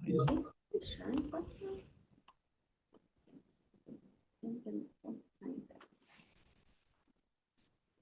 Oh, I'm on revenues. That's why. Okay, historical preservation, 248,000. I was like, what I was looking at, but I thought it Well, was okay, 7. he has that in number.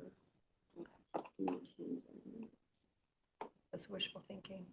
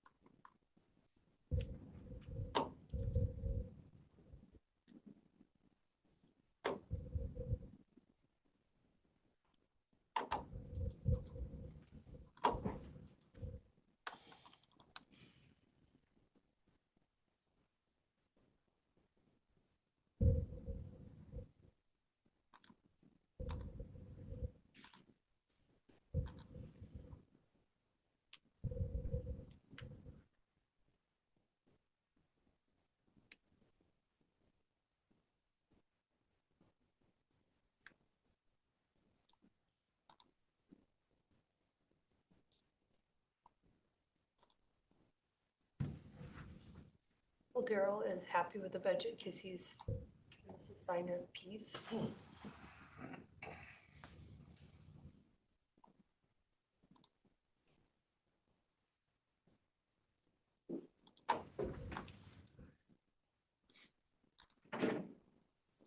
So then, with similar with tech services, they're gonna have a fund balance. How much do we want to use it at? I think Tom said we could, I believe Tom said we could transfer 2,000. What's the fund balance that you're showing, Mandy? Let me get my notes out. As of November, 3.7 million.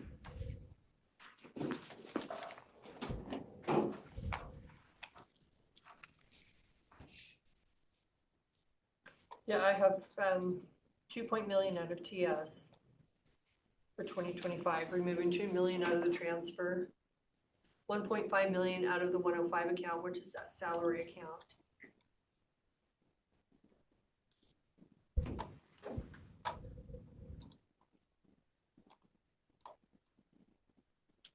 Do you have a plan for that next year, though, after utilizing a fund that won't exist next year?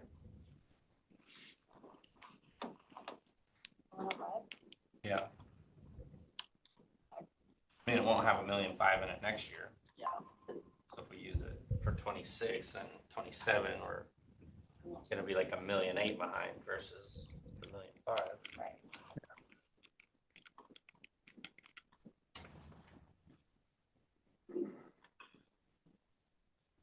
And it remains to be seen on the TS budget. If you take 2 million out, if our carryover is enough to get us through that first quarter and we're good, it's just kind of hard to say at this point. But if that's what we have, if that's what has to happen, then I mean, that's what has to happen.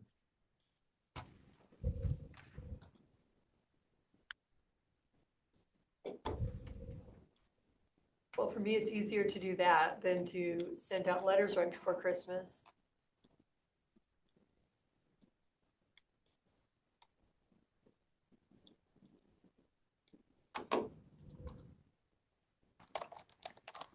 And Tom, I think there might be some other additional revenue too, and this is kind of the unknown. I'm waiting to hear back from Missy. Apparently, we have quite a bit of value on Jim from building and planning. Came in, we've got quite a bit of revenue coming in for the new, we have 3 up and coming solar projects that will be bringing the tax revenue, like 5 million into the county, but we don't get to keep all of it. But it probably Right, but won't. it's not going into the current expense fund, it's going into a separate fund. No, but that's for property tax, but we only get a portion of that Yeah, well, we won't even see until property tax later. benefit. Well, when are 2027, these starting? this fall. So, This next fall. mhm. So you won't see anything for 27. Oh, it won't be It'll be 27, it'll be 28. Right, yeah, because everything after July 31st does not get taxed the following year. It gets taxed the year after. Well, I reached out to Missy to ask, so haven't heard back from her.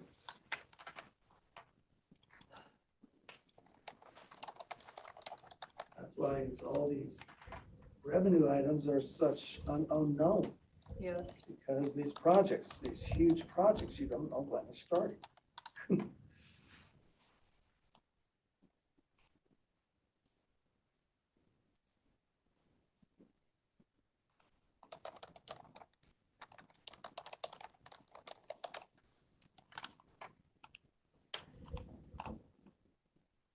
I'm looking for the TS budget.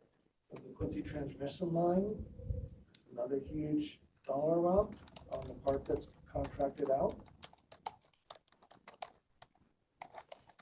Tom, where will I find the TS budget? I can send it to you. Okay. Do you have the link to the folder where all the budgets are, or because it's in its own tech service Well, folder? I'm still, let me look. I can reset it easy No, though. I have my folder here, let me. Do you want the link just for that one or the folder again? Trying to open the full, please send it to the full folder. Got it, just a minute, I just found it, so I have it here. So in a lot of ways, the sales tax for 27 is a lot better picture than next year. We could just get You through should 26. be, should have Should look pretty good. another growth factor.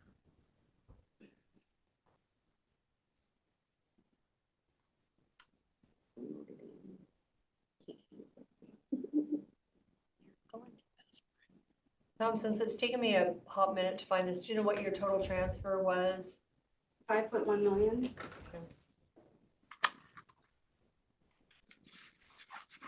Oh wait, hold on. That might have been with fairgrounds once again. I think that's with the fairgrounds. I don't have their budget up in front of me, Cindy, Well, I'm where trying I'm to- at. Yeah, so Pretty sure that 5 was.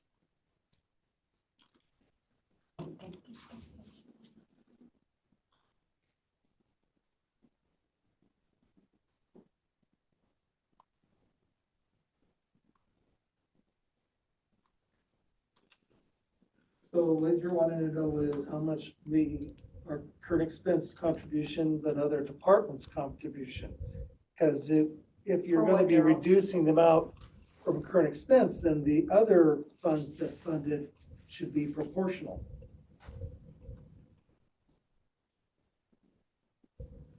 Well, the public works. Okay. So it's not just, if you're looking at, to me, isn't it, where if you're looking for reduction contribution, then doesn't everyone get to share in that reduction? For TS, is that what you're talking about? Yes. Well, I think we're not Because really it- cutting TS's budget. We're just, if they have a pretty high, Right, but beginning the fund multiple balance. funds have created that cash balance right now, not just current expense. but remember, Daryl, if you recall, there have been years where they've had a lot of cash reserve where we didn't have to do a transfer the following year, where it was very minimal. And did the other funds still have to do their transfer? It was 5.1 million, Cindy. Just for TS, Mhm. Daryl, I don't know. Because usually they bill out the different offices and I don't know how they do the billing, but they have a percentage. But I'm assuming everybody's paying them. Because if they still were continuing to be billed, then doing just current expenses, fine. But if they also didn't get billed, then That would be a TS question.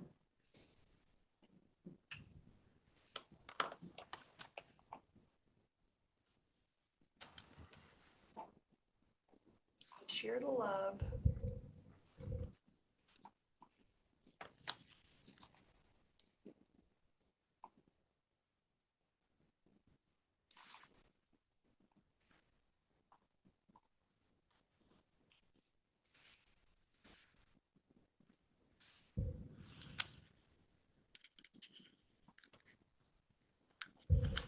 So we still have the insurance numbers in there, which I. Just the vehicles. Okay, So yeah, it's I updated thought, the amounts, except it has the part that needs to go to ER&R. and I don't think that's as high as what. I think So can I ask if we pretend we're not transferring anything from GCTS, what's the difference that we're sitting at right now? I mean, what would we have to take out of reserves and then also leave our carryover for the county at 20 million? If we didn't transfer Or anything, yeah, you have a reserve. We're not taking all of it. We're just trying to. no, I know. I'm just asking where I guess I'm lost as to where we're at. Are we trying to cover 3.7 million, 5 million, 6 million, 2 million? What are we trying to I come up haven't with? gotten that number yet. We haven't gotten that. I think you should just send it Okay. up. Let me see if you've got it. Daryl, Mandy, any idea? yeah, one second, my computer's frozen.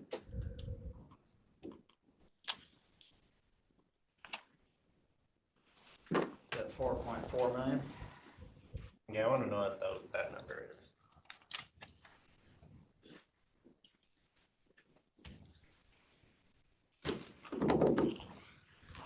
Trying to open it.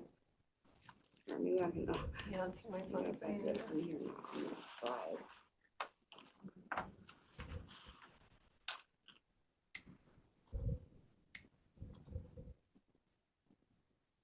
We're at 6.7.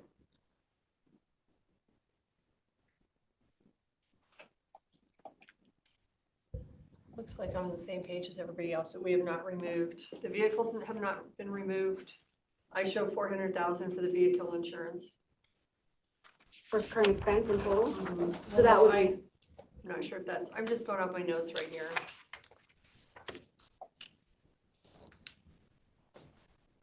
And then if we remove, lower the budget transfer down to lessen the budget transfer by 2 million into TS.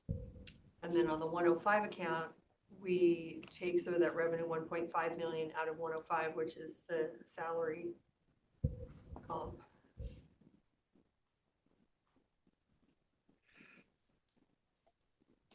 And we should, Tom, my numbers show that we would be ending the year in 19 to 20 million with the notes that I have. And how much would we be taking out of reserves to balance the budget and then adopt the budget? Mandy, do you have that number?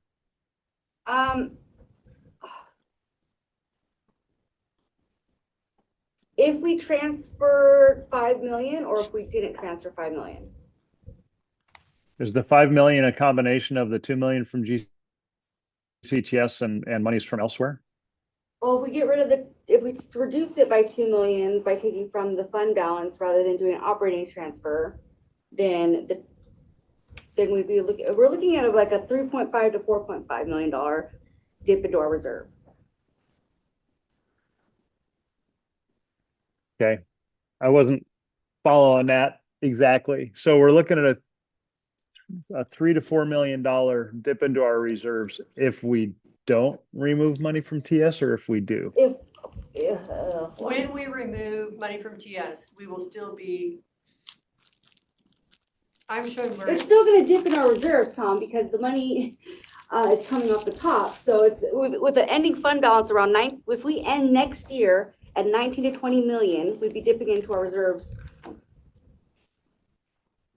Daryl?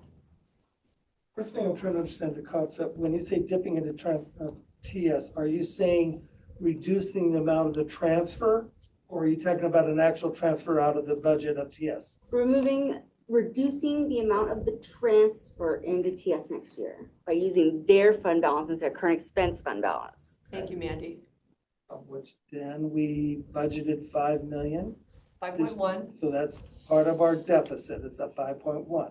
So now we're trying to decide how much we reduce the transfer of that 5.1 down to what amount of transfer, right? Yeah, instead of 5.1, we'll do 3.1 and reduce that by 2 million. Okay. Which would then be plus their 3+ million balance, cash balance at the end of the year, give them cash of over $6.8 million plus all the revenue from all the other departments to pay for the budget next year. Yes.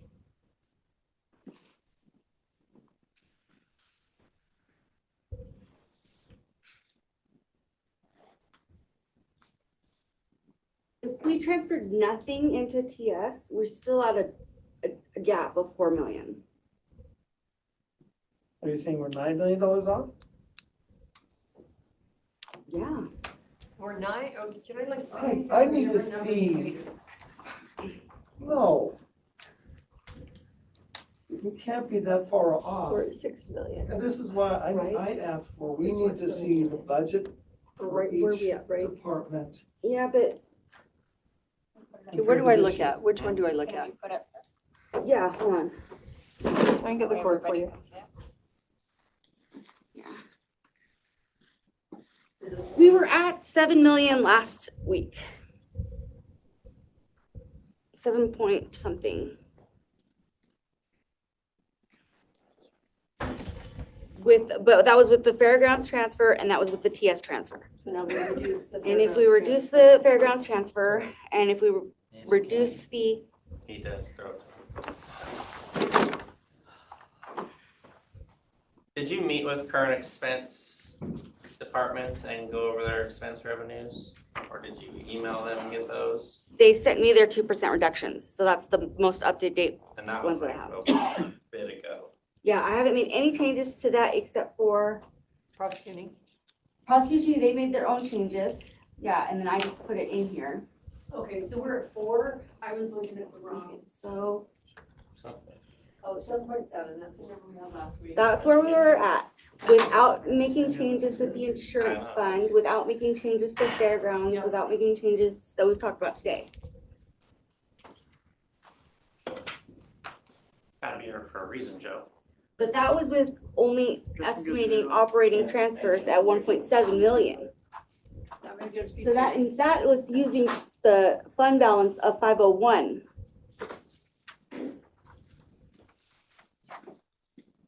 Here, walk back in.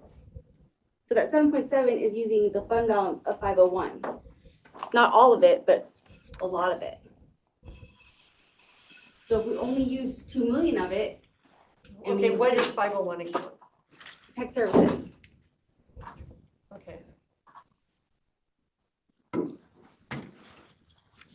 So 7. Okay, I was on the same page as right now.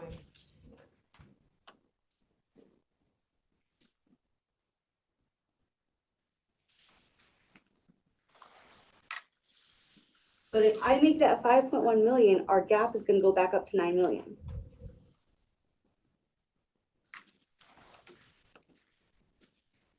But that's what I'm saying. But this still puts us at $19-20 million ending fund balance next year. Taking 7.7 Because we're at million. 20, what are we at, Daryl? 20, We're budget to end the year just over 23 million. Like I said before.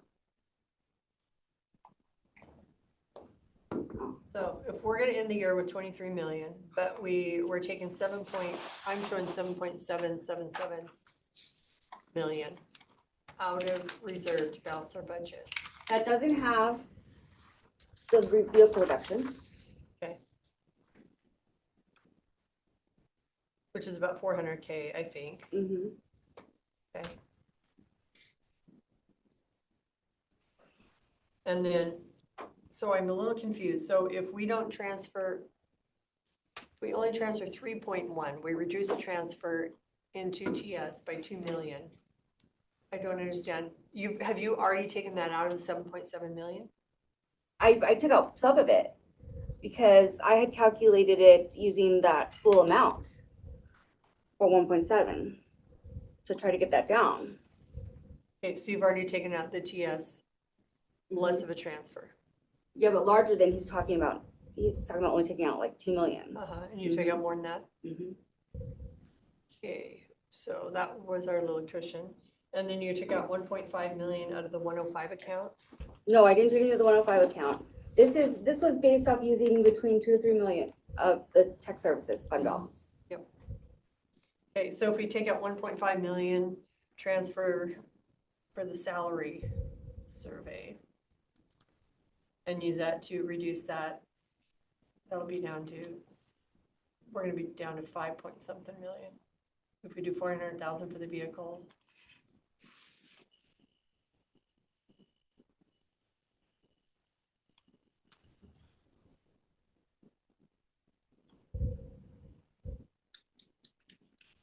We have a meeting with our insurance group next month and raise our deductible or do something because insurance, if we could save some So there. this preliminary budget you emailed us with 4.29, that number's not accurate. That was the draft. The proposed one is our current working one.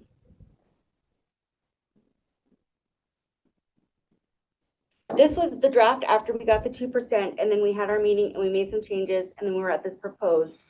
And that was because we talked about, because I went over with Vanessa and talked to her about how much we could dip into tech services, because she said that she calculated part of her carryover. Well, I was like, what do you mean you calculate part of your carryover as part of your budget?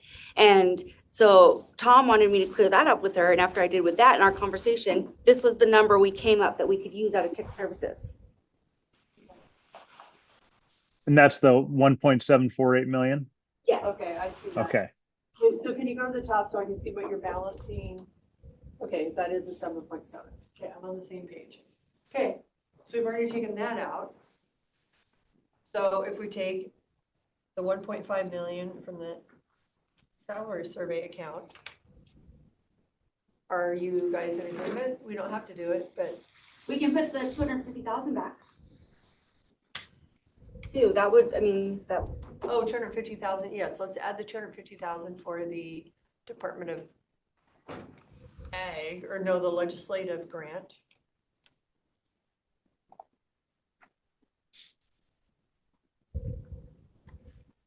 Put that in current expense, it's just revenue. yeah, I put it as a revenue to capital outlay in current expense. Well, does it have to go in current capital outlay? No, it Okay. doesn't, but Okay, but it's current in expense. current Okay. expense. Okay, so we're down to 7.5 million. So let's take the 1.5 million in the salary survey. So we're gonna end the year in expenses this year of 50-some thousand, 50 million, $55 million. And yet our expenses are going up to 71 million. I know, crazy, huh, Daryl? No, I think we had more than, but we budgeted around 70, our budget last year was, A lot of our savings this year was the sheriff's salaries and benefits because they haven't yet staffed for the new jail. By next year, at least half, right? So that, they're not gonna have that kind of savings in 2026. I just heard sheriff and saving is what I heard. And you just thought like, And I went. that's it. I was a fist pump, is what that was. 7 million what? 7 million worth? Almost 5 million under. Which is our saving grace because we use about that much in current or in opening fund balance. Is that what we're calling it? Reserve to balance our budget last year or this year for 2025. But how much of a savings by not having those people? It wasn't, was it $5 million? Almost, yeah. Probably pretty close. We had, How many people? actually probably wouldn't have been 5 million. It would have been, how many were we down in 25, right? We were down on the correction side, probably on, I'll say on average 6 through the year. Then the patrol said we were probably at 3-ish for half the year. So 6, probably $1.5 million. Does that sound about right? So what was Maybe our rest of our 1.7. money that we did not spend? From our budget.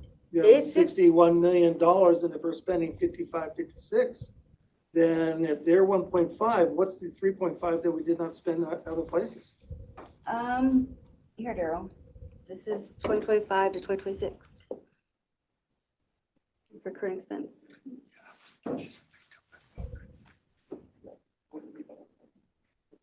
For about 6 months. Was budget or Budget would be less than that.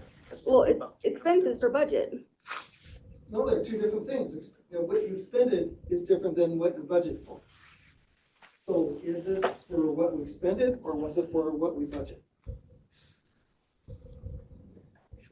It would have been less than 1.5 for us because it would have only been about 7 months. So probably 800,000-900,000 maybe. That you didn't use. Yeah, ish. I think for the whole year, it would have been maybe 1.5. You need the actuals. Plus benefits? I thought we just had. That's what I would be guessing. So that's why With we're benefits, hoping to yeah. get the November expenses report and then project the rest of December to figure out what we are truly expending and comparing what we expended. We sent out November's reports. You did? I didn't see it. I haven't seen it.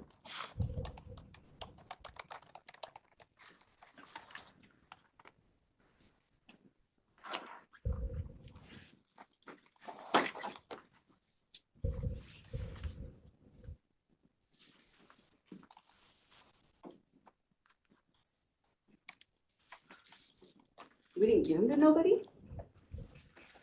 I mean, Did you send them out the 16th I thought we, from Aaron? Did Aaron send it out? I thought you sent them out. I thought you Okay, said. on the 16th, I believe, yes.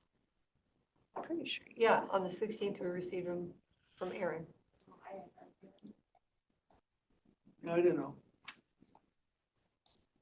Yeah, who's we? Came to the elected, Daryl, you got it, elected officials. Kurt Yeah. even got it, 5 others, Emily, Brittany, Michelle, Shannon, there's a whole list of people. I sent it out. So the expense report in the expense format. Yes, but it's less Not Tyler. these tab things. What? Well, I don't know, what does your tab look like? My tab? The, This They're all is the pretty- same normal GP report, Daryl. oh no, but actually the expense report. Yeah, I gotta, Oh, you're talking about the master one? The expense reports that you do on a monthly basis for our other departments to see how they're doing. We ran it, Aaron. but did it finish? Let me make sure it's the right year. The big one, that big report. I don't know. Kirk was even on it. We just ran them this morning, I think. No, I was doing special districts. Wait, you know I what? haven't done It Grand could be County last year. yet. Let me Do make I sure need it said to? 2020. No, I think I ran them. Hold I on. was trying to gonna print. say.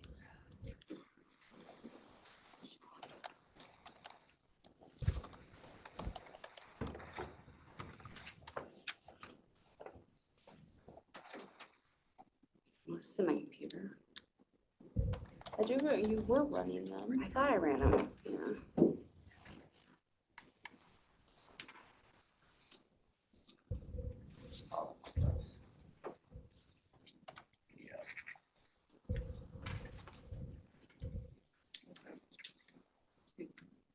Hey Kevin, how are you getting yours to print? Because when I go to print mine, I print like this stuff. When you print this, how do you print it? If I go Control P, how do you do it?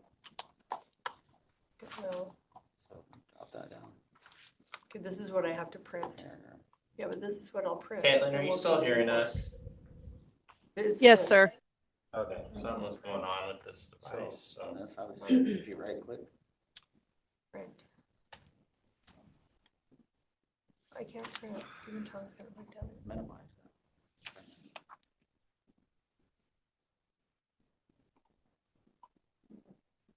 Okay, let's see, who did Mandy send it that. to? So if you go up here to file.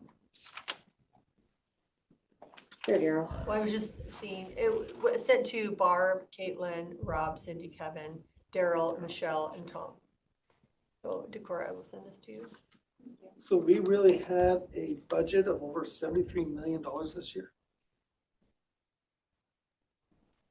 Well, I just showed you the budget. What do you want, the budget and expenses, No, Daryl? no, I'm just looking at this report that says our budget for 25 was over $73 million.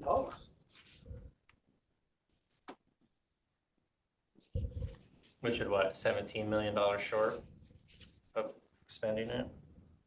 Well, no, we're gonna end the year with about 61. There's only 70 million. I'm just looking at the report. It says 73. 73,284,560. Right there. That adds fund balance. The GP report does something weird with fund balance in the budget.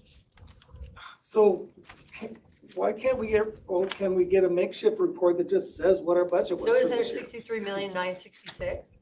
What? I think it's 63,966. It's the first page of it, Daryl. For 2025? 63 million, almost 64 million, and we've spent to date 58.5 million. It's right here. I don't know how to print it because every time I go to print it, it just does the letter. The 2025 budget was 70 million for current expense.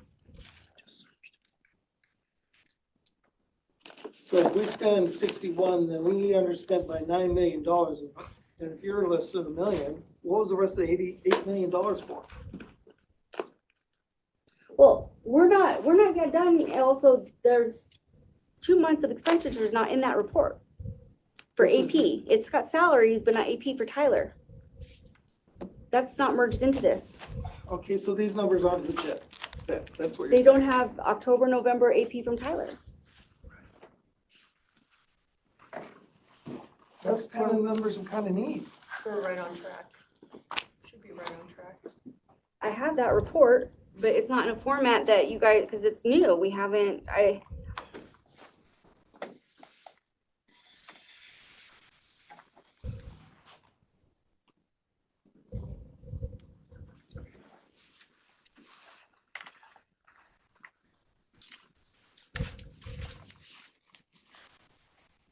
See you, Chuck. Yeah. See you, Chuck. Keep having fun. Wait for me.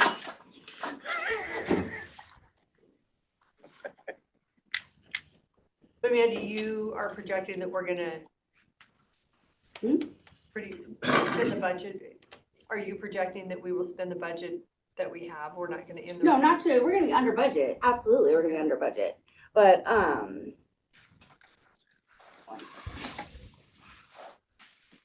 because AP is not a huge percentage of our expenditures.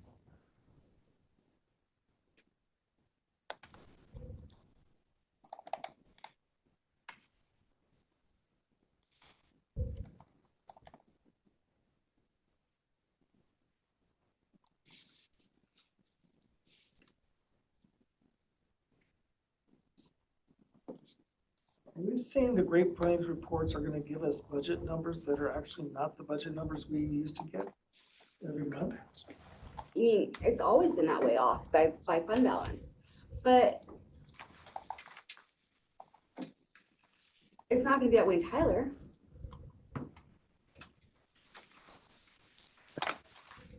I don't know.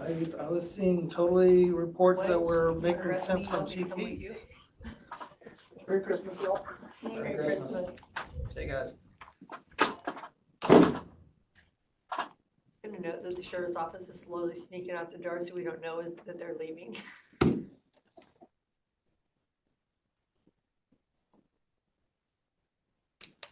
Because one of the biggest questions is you have a budget this year, and if we way underspent it, what were we budgeting for that was so necessary to budget for that we didn't spend this year? And if the sheriff's office is maybe just $1 million of it, that's still a huge gap of what was in the budget to know and make sure we're not having that budget again unless we have a good explanation. Which we're not able to look at that. Because that's what you gotta know. I can provide that. I can create that and do that for you if you'd like that.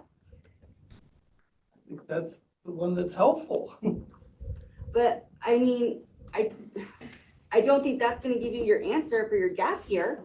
I know that the majority, when I looked at it, was jails, salaries and benefits for positions that they did not fill.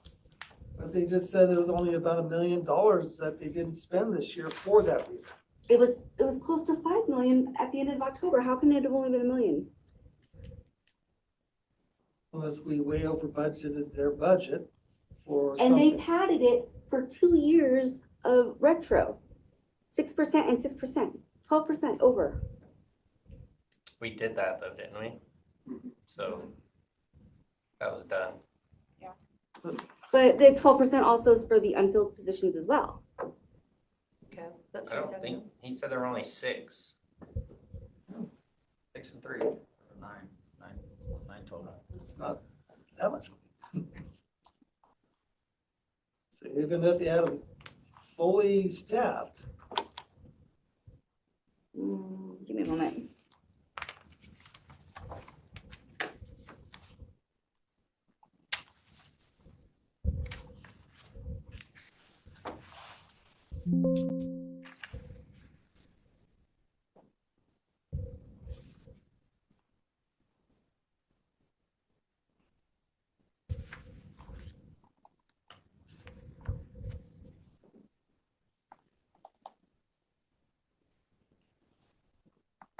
What is our total expense to date for current expense? Do we know that number?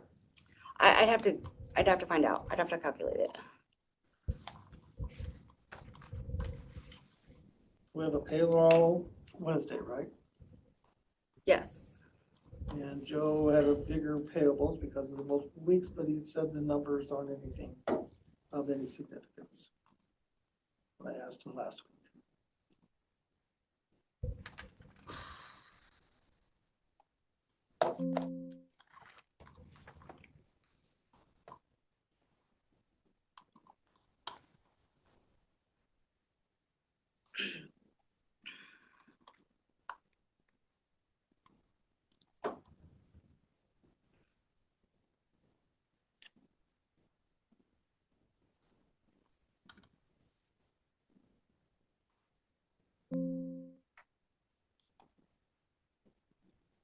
So Daryl, Yes.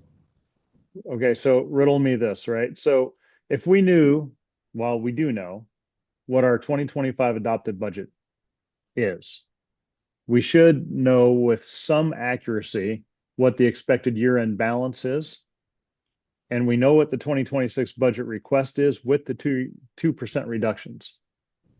Should we not be able to use those 3 numbers to understand the gap that we're trying to recover, or the gap we're trying to cover where we're short, figure out what we have to take out of reserves, and to get our reserve balance to the 20 million that we are targeting? Does that make sense? Well, that makes sense of getting a number. What I'm trying to make sense is why do we have such an inflated budget for this year? 2020. Because I don't remember this discussion of having Well, a- maybe it starts with just getting those numbers on that whiteboard behind you that we can all see. Just kind of like you said, we need to see it. I have to have my appointment right now in Quincy.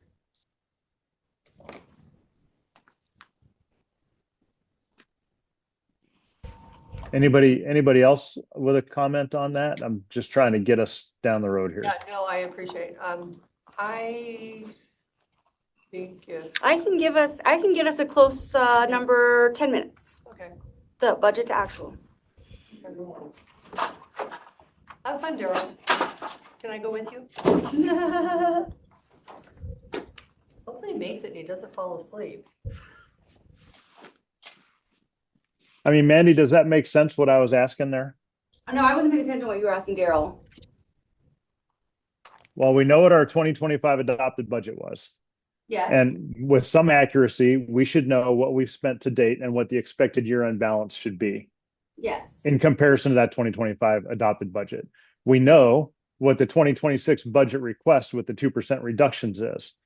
So we should be able to understand the gap that we have and what we're trying to cover and how much we have to take out of our reserve balance to balance that going forward. And also take into account that we're targeting a $20 million reserve balance going into 2026.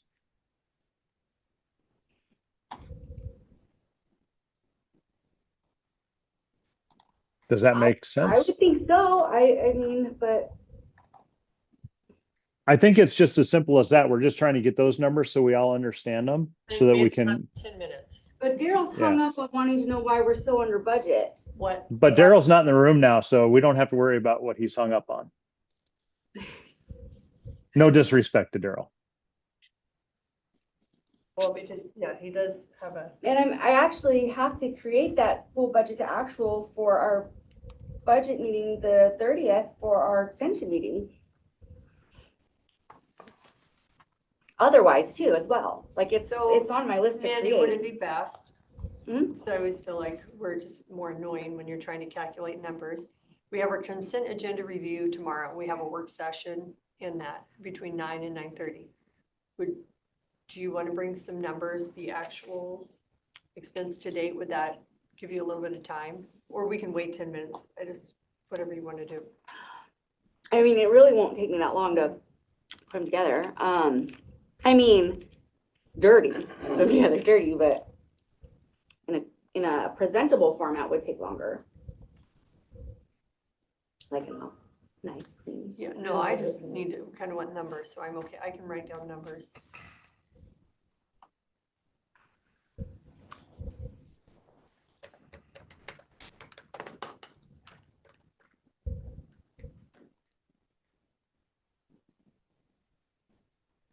Uh-oh.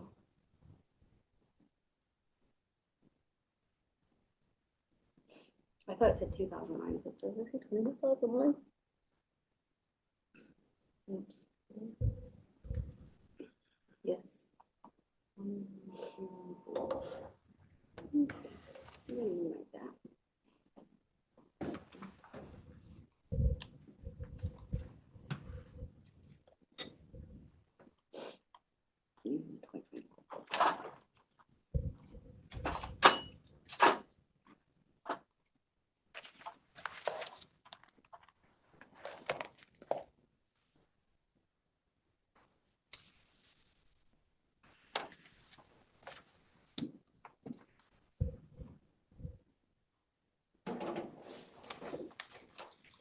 Get it into GP, I have to put the budget in like this.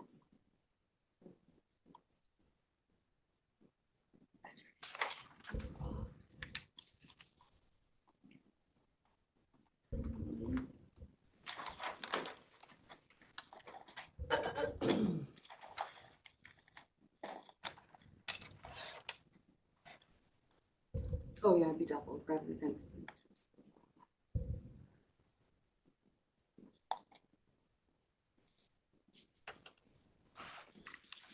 318 plus 318, that's about right, right? 636. Yeah. No, that's fine, that's close enough.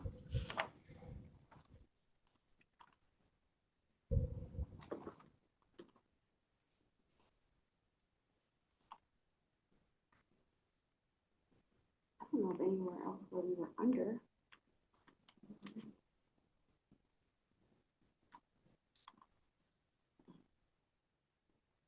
I think that's what we came up with. Huh? That's what everybody came up with last time we were talking. No. Was the fair, or was for the. Well, Farrah was under a little bit. aggregate, you know, a million here, 500,000 there, 20,000 here, across 40 funds.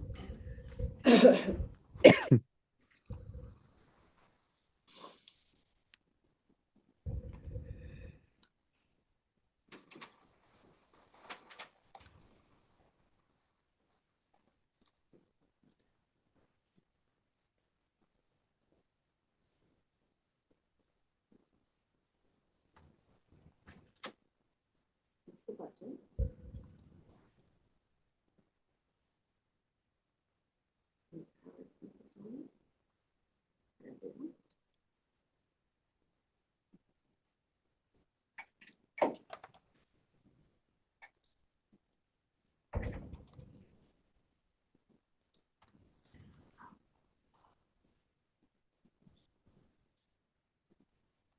Oh, here we go. Ooh, nice.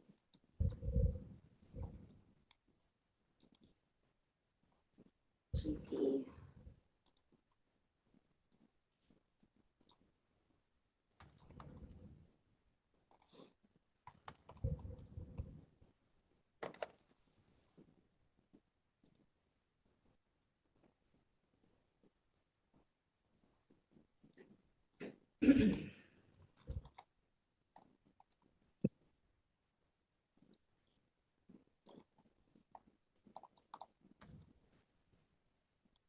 One more.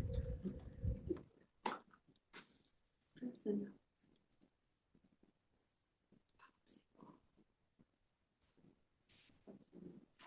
Yeah, Tyler.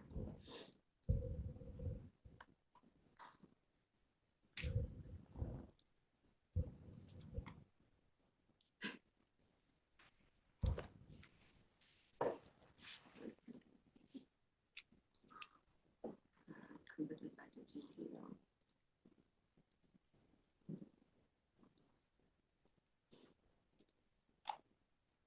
Mhm.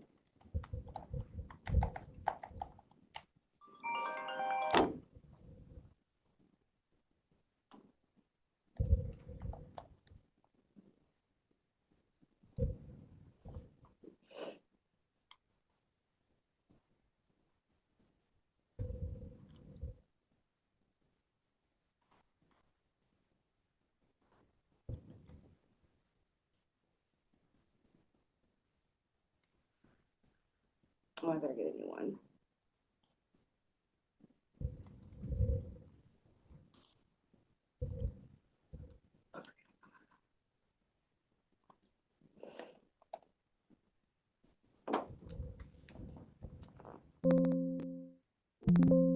Oops.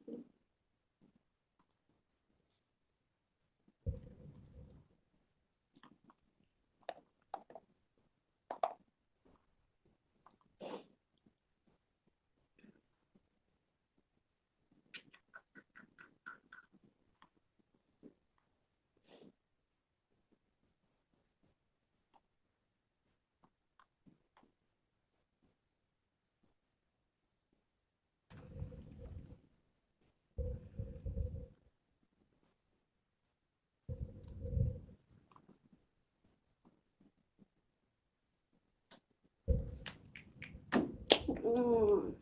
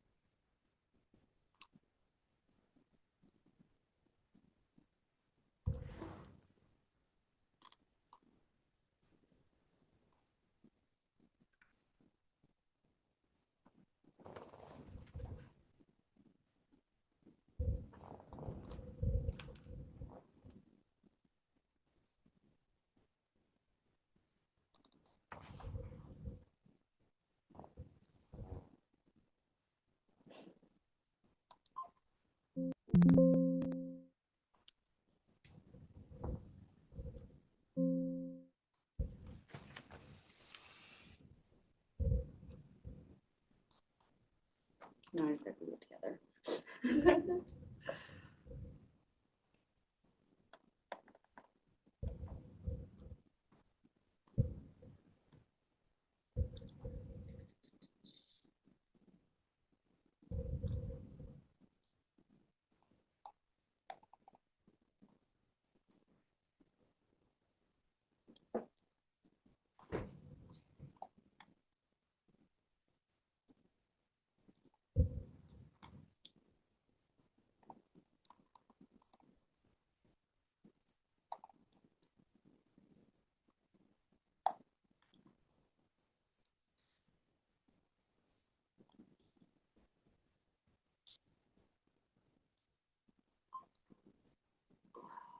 Where's the amount? Oh, yeah.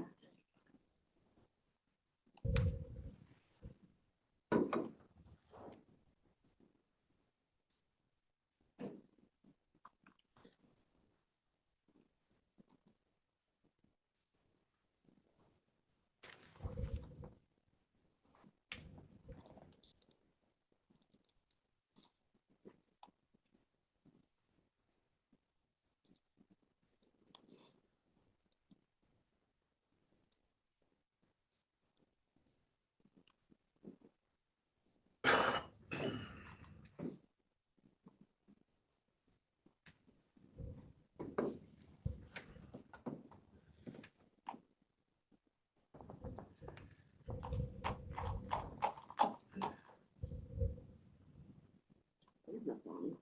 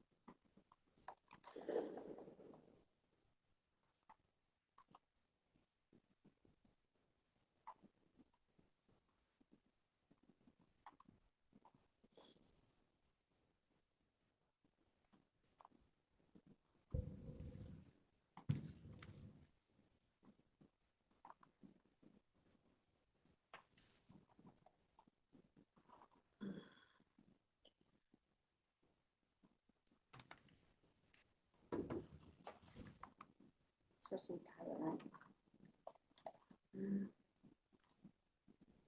Oopsies.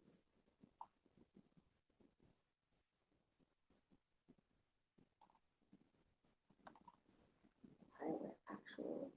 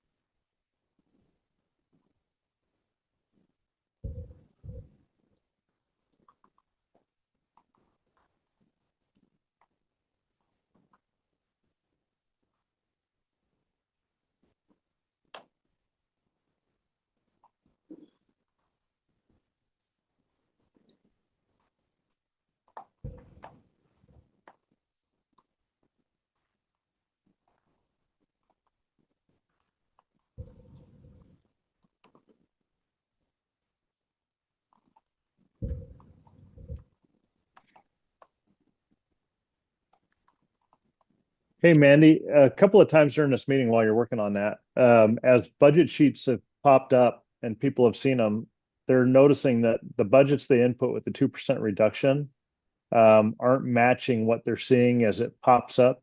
Has the budget with the reductions applied been shared to all the electeds and department heads so that they could compare and make sure that what they put in as requested was what was applied?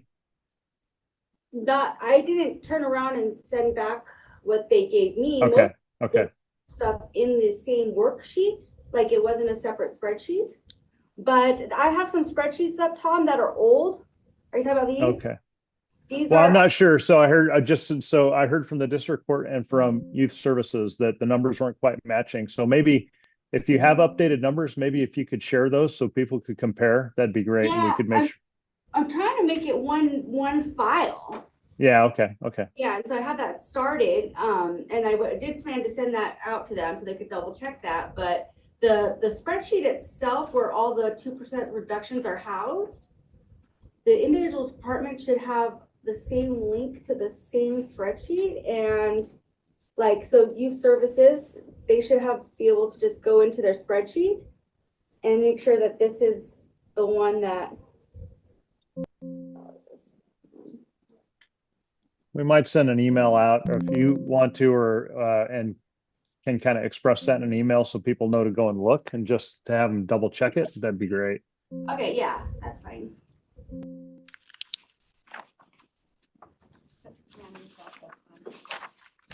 No. Okay. That's not the proposed. Hey, No, that's Mandy. Wow, but yes. So for what it's worth on mine, the summary that you showed that has all of the different offices and departments doesn't match the spreadsheet. So looking at the spreadsheet wouldn't actually be helpful in that scenario. What is it? But I didn't see that until today. Today was the first time that I saw that summary. Hold on. So let me pull it up, Desiree, so you show me. Yeah. And you can finish what you're doing. You don't need to stop. I just want to make sure to say something before.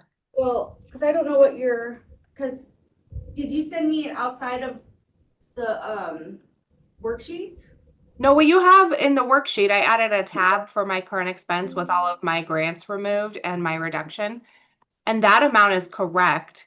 It just isn't correct on the summary for whatever reason. I don't know what exactly that page is called, where you have the current expense budget as of 12/1/2025.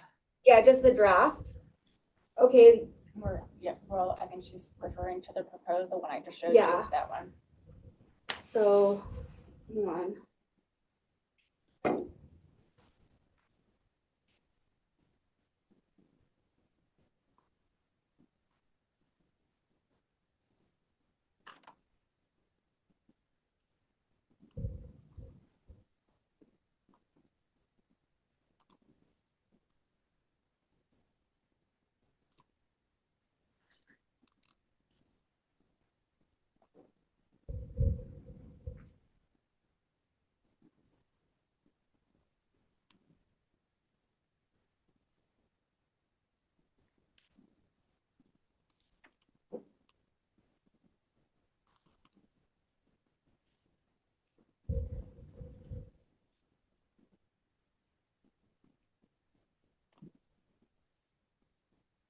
Okay, so that shows my reductions. That number's fine. But then if you go to I don't know what exactly it is that you have. Decorah could probably tell you. I was messaging with her. This one, right? No, which that one doesn't match either. That one's an entirely different number from, I think, maybe both of the others. It doesn't look like it changed at all. Like I didn't do it, yeah. Is that what happened? I didn't do yours? Your reduction? Well, that number doesn't match anything that I can find that was on the summary, so I'm not real sure.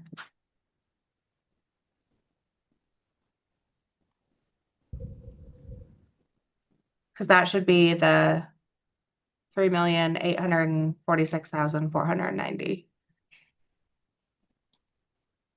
Oh, I added them together. Is that not, I wasn't supposed to add them? See that, Desiree? Added what together? Those two numbers, the 4.6 million, I added them together. I have no idea what that 806,000 is. I don't know where that came from. Okay, well, that's a huge difference. Yeah. No, okay, so that's what happened there. But yeah, Rob has been asking about that specifically. And it hasn't something I got to send back to you guys yet. Perfect. But no, I did that with, yeah. I don't know why I added those together. No worries. Thank you. See, I added it.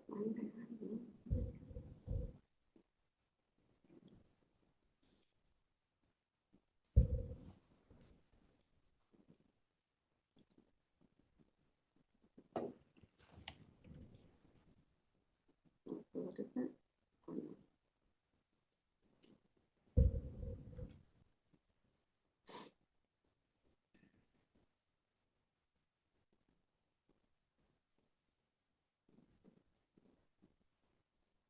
No, that's right. Okay, yeah, that's right. I had those together. I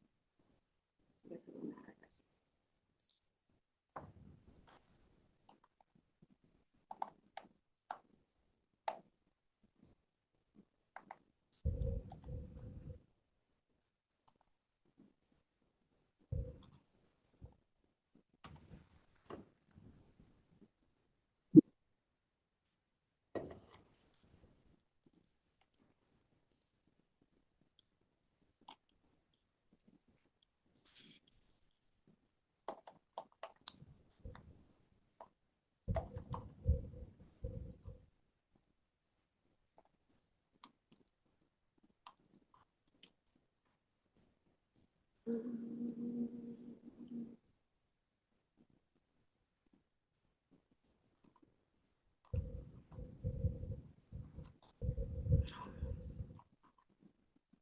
While you're doing that, Mandy, I think Pepper's got a couple of questions too, whenever she's ready to ask her questions.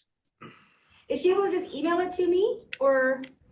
I think we're waiting for Mandy to get some numbers together, and Mandy, we can reconvene, because I'm like right there. I have okay, it no, on here. I'm just Tom, let's just, gluing it together. you're okay, we can just, we're all waiting for Mandy to finish up some stuff. No, that's fine, Cindy. The questions are coming in, so I figured it might be a good time to just get them out there. Okay, I can try. I'm just gluing these together really quickly. So if she wants to go ahead and ask them.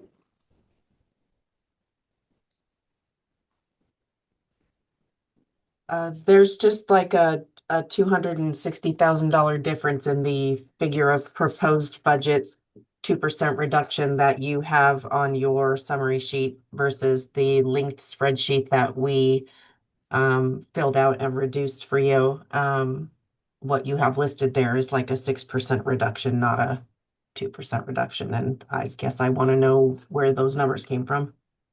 Yeah, I mean, it was supposed to be a copy paste, so I'd have to look to see what happened.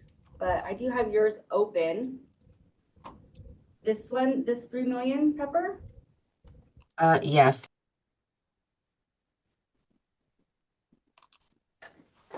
So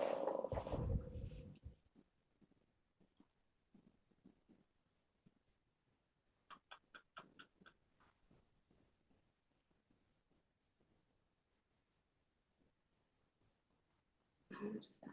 The linked spreadsheet that I have and the number that we proposed with our reduction was 3,272,993. So the number you have there is $200,000 less than what we submitted to you and what we knew about. So this number is significantly less.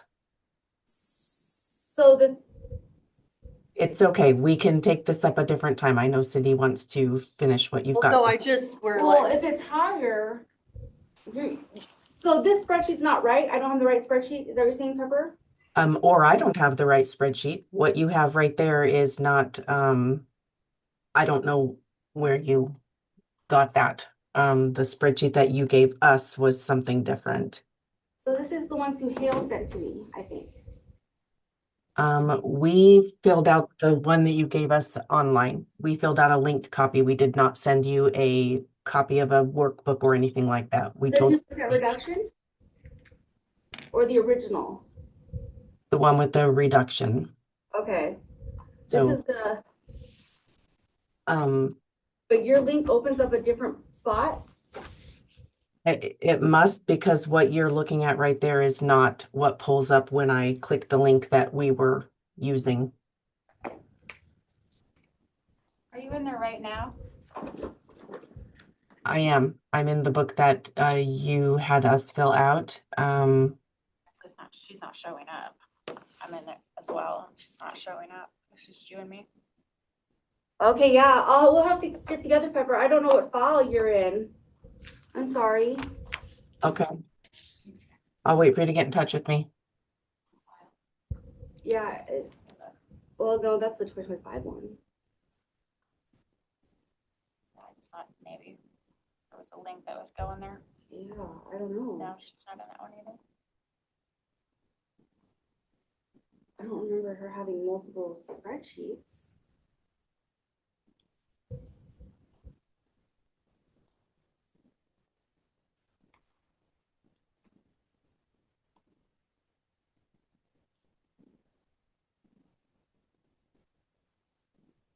Was she 250,000 to the, Not in our favor. It looks like your interfund insurance amount is a lot smaller in whatever it is you're looking at versus what I am in. Is that the only difference by any chance, or? It's what caught my attention because it was red. The amount that you gave us was a 14% increase of 448,148. And what I just saw swipe by your screen real quick was in the 200s.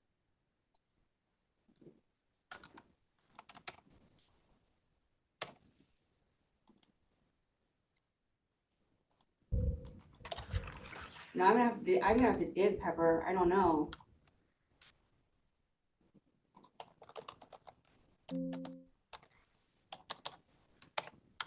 The workbook you had us fill out was called 2025. That's the workbook that you had us updating. Well, that was the original one. It's the one we updated with our reductions.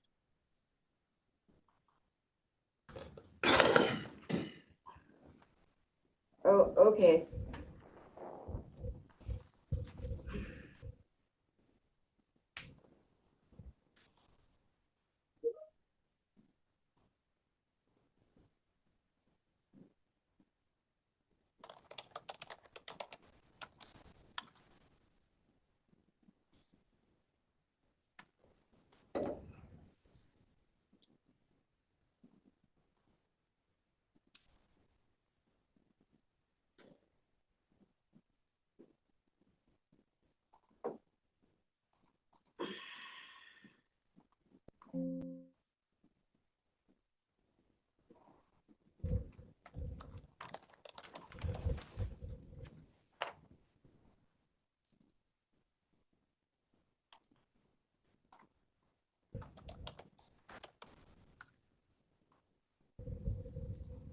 God, that's not right. That's not good math.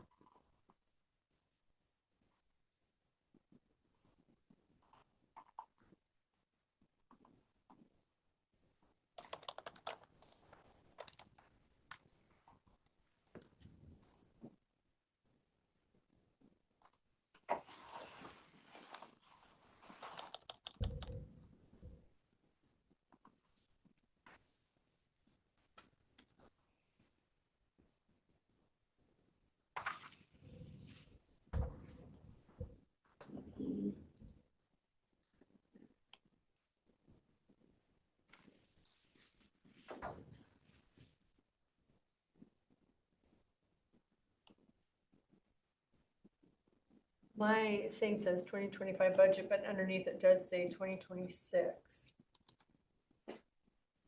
I'm looking at the youth services budget. So when they had the original ones, maybe I didn't send a new link when I asked for the update. I don't know. Well, I mean, it says, when I'm looking at the top, it says 2025 budget, but when I opened it up, it says 2026, like the 20. Yeah, some people did their original submission in the 2025 file, and then I Okay. created a new 2026 Okay. file. So I could see where that might have happened, yeah. Do you want to I want to update the 2026 file. Okay. Yeah. I just feel like we're putting you on the spot to, and It's okay. if I can usually scoot through things a lot faster when I know I don't have people staring at me and it's more accurate, so we can definitely come back I just feel like we're putting more pressure on you here to hurry and get something done. So we have room tomorrow between 9 and 9:30 to go over this. Okay. I just feel like we're not giving you a fair shake at it to have you hurry and throw some numbers together, not even in your office. No, If you're okay. yeah, I'm okay. I'm almost there. I'm just moving. Like I have all the Tyler. I have our budget. Okay. I have all our GP expenses. I have all our Tyler expenses. Okay, I'm okay. Now I I'm just don't trying want to to pressure merge you. them. Okay, I just don't want to pressure you and it's like. Unless you just want the number for current expense, and then I can just tell you what the pivot table says. Okay, what's it current expense table say? So our budget for current expense.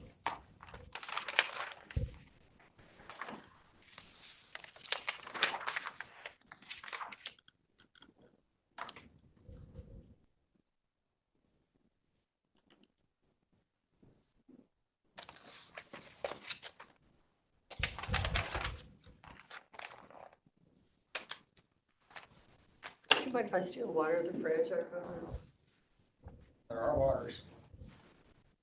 I still haven't gotten a bill for it, so I'm scared I'm gonna get a bill. Get a big deduction. There is, on a rough run, there is a slight difference between the appropriated budget and what GP says is for current expense, but there's like tons of reasons why that would be. One large one being fund balance. It's hit or miss on whether or not we can put that in there in GP. Sometimes it's in there, sometimes it's not, and that is technically part of the budget. It's always been an issue, bridging the gap between the appropriated and this one. But GP, if you run a budget for Fund 001, it's 69.8 million. 69.8 million? Yes, for 2025 budget. Okay. And then GP expenses for 001.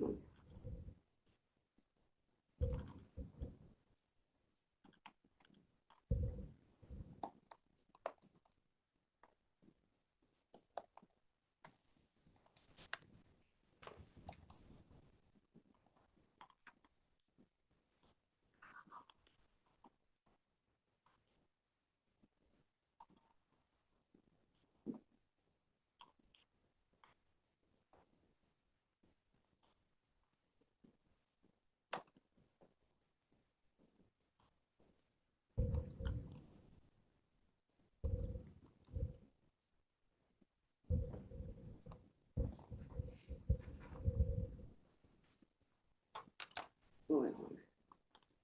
Can you grab that?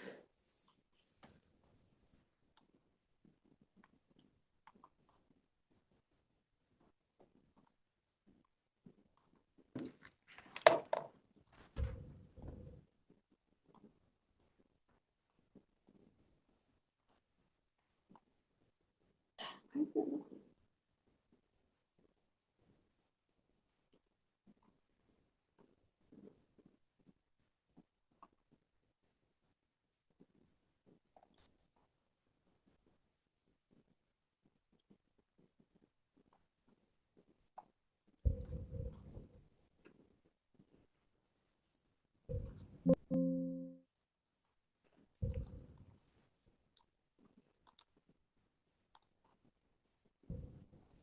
Oh, that's a problem.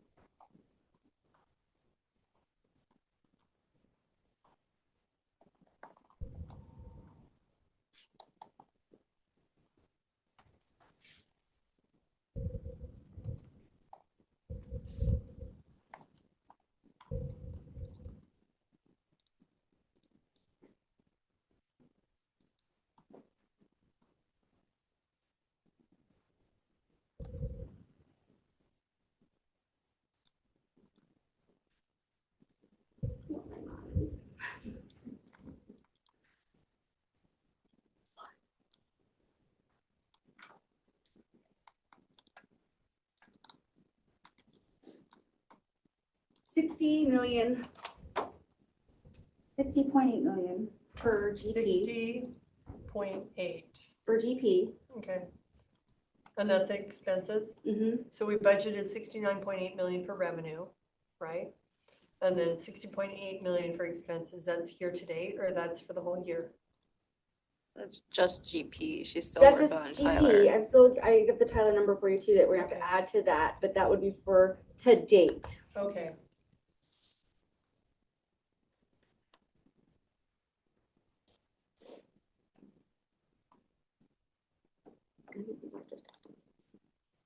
Oh, we know this is revenue here.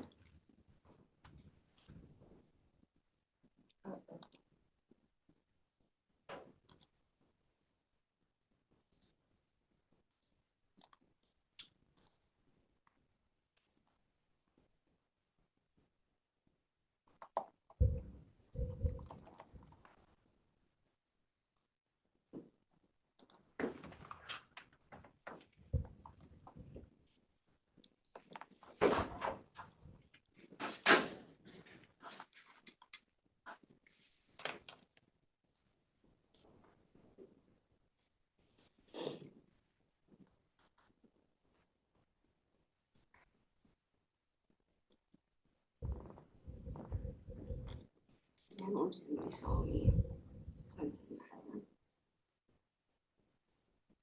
3.8 million. So GP and Tyler puts us at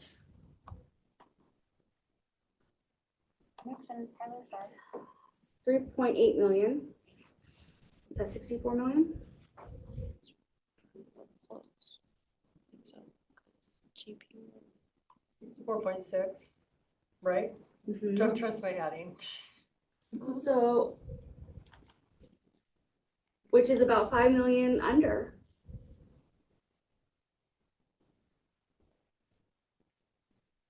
So we didn't use our reserve. Okay, but that's to date, right? We have one more payroll. Yeah, to but do. we're not millions. So we have one more payroll. And This payroll, and then the next one will be in January. Is this payroll already ran though? They're running it. Oh, okay. so it hasn't come out of the account, correct? No, it has not. But So we're like, okay, so we've, Pretty much to the end, really. I think the answer that Deer is looking for is gonna be in the department number, and I but can we're at just, 64.6 million spent to date. We've got one payroll to run, so we're $5 million ending the year under budget. And I think we anticipated we were between 4 and 5 million, we would be. So all our projections are pretty spot on that we're projecting. yeah. So that just validates the projection, okay? But I can, 4 and 5 million. Yeah. what, Well, and that was what the projection is, so I feel like we're good on that number. Thank you for verifying. I don't know, if you want to work with Daryl and kind of where the shortfalls are, where we over budget, and I don't know. Be great if we had a quick answer, but I think we have some bigger things we gotta work on before we figure out where the shortfall was last year. If you can work with whatever that number is for youth services. yeah, I think what I'm gonna do is finish making the one master file and Okay. send it to them. Okay. And then they can do that final look through and verify their numbers. Then we'll, Mr. Chair, I'd like to just kind of discuss, unless you want to keep, I gotta mull this over and figure out where. But if you have additional comments or deductions, you know where to find. Well, there's $800,000 savings just from Desiree's error, from the adding those numbers when it's driven 3.8 million.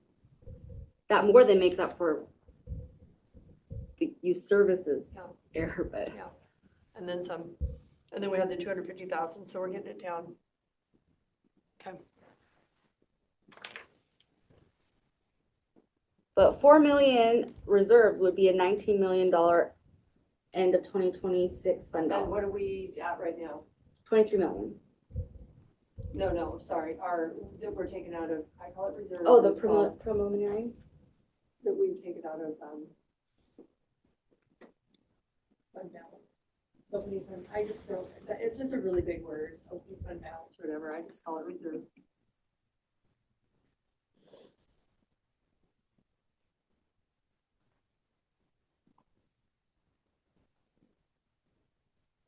I think after those changes, I think we're gonna be closer to 6 million. So, but we still haven't taken out the 1.5 million? No, so if we do that and we do the vehicles and the corrections, we're looking at about 4 million. Okay. Right at 4 million. I am good rolling with that in the budget. So let's have some numbers tomorrow.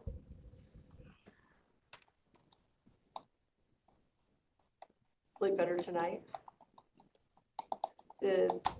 Still, we're taking like really 5.5 million out of reserve. But I hope we have some revenue that catches up and can watch some of our expenses. We can implement some changes, work with HR if we need to. But I really don't want to lay off people. I think we can do that. We can skate through this budget without laying anybody off. And that's been the goal.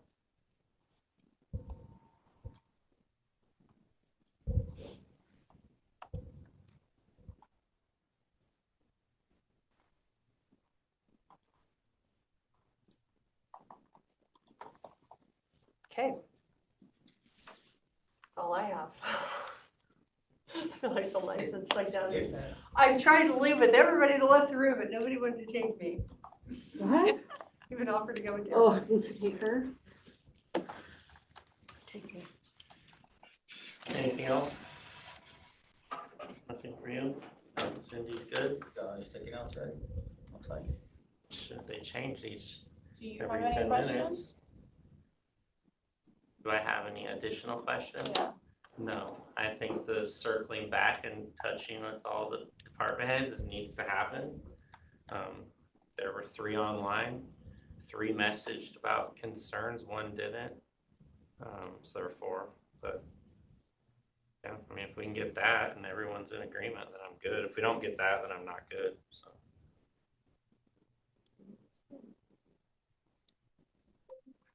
Amanda, thank you. Oh. Sheriff's Office, thank you for taking Thanks the for being award here, for. Gary. Do you need to leave now, Cindy? Yeah, can Come I on. go with you? Let's go. All right, we are going to adjourn at Cora, thank you. 2:46. You stuck it out, Gary. I know, he gets the award of the We will day. be back at 9 a.m. for consent agenda review.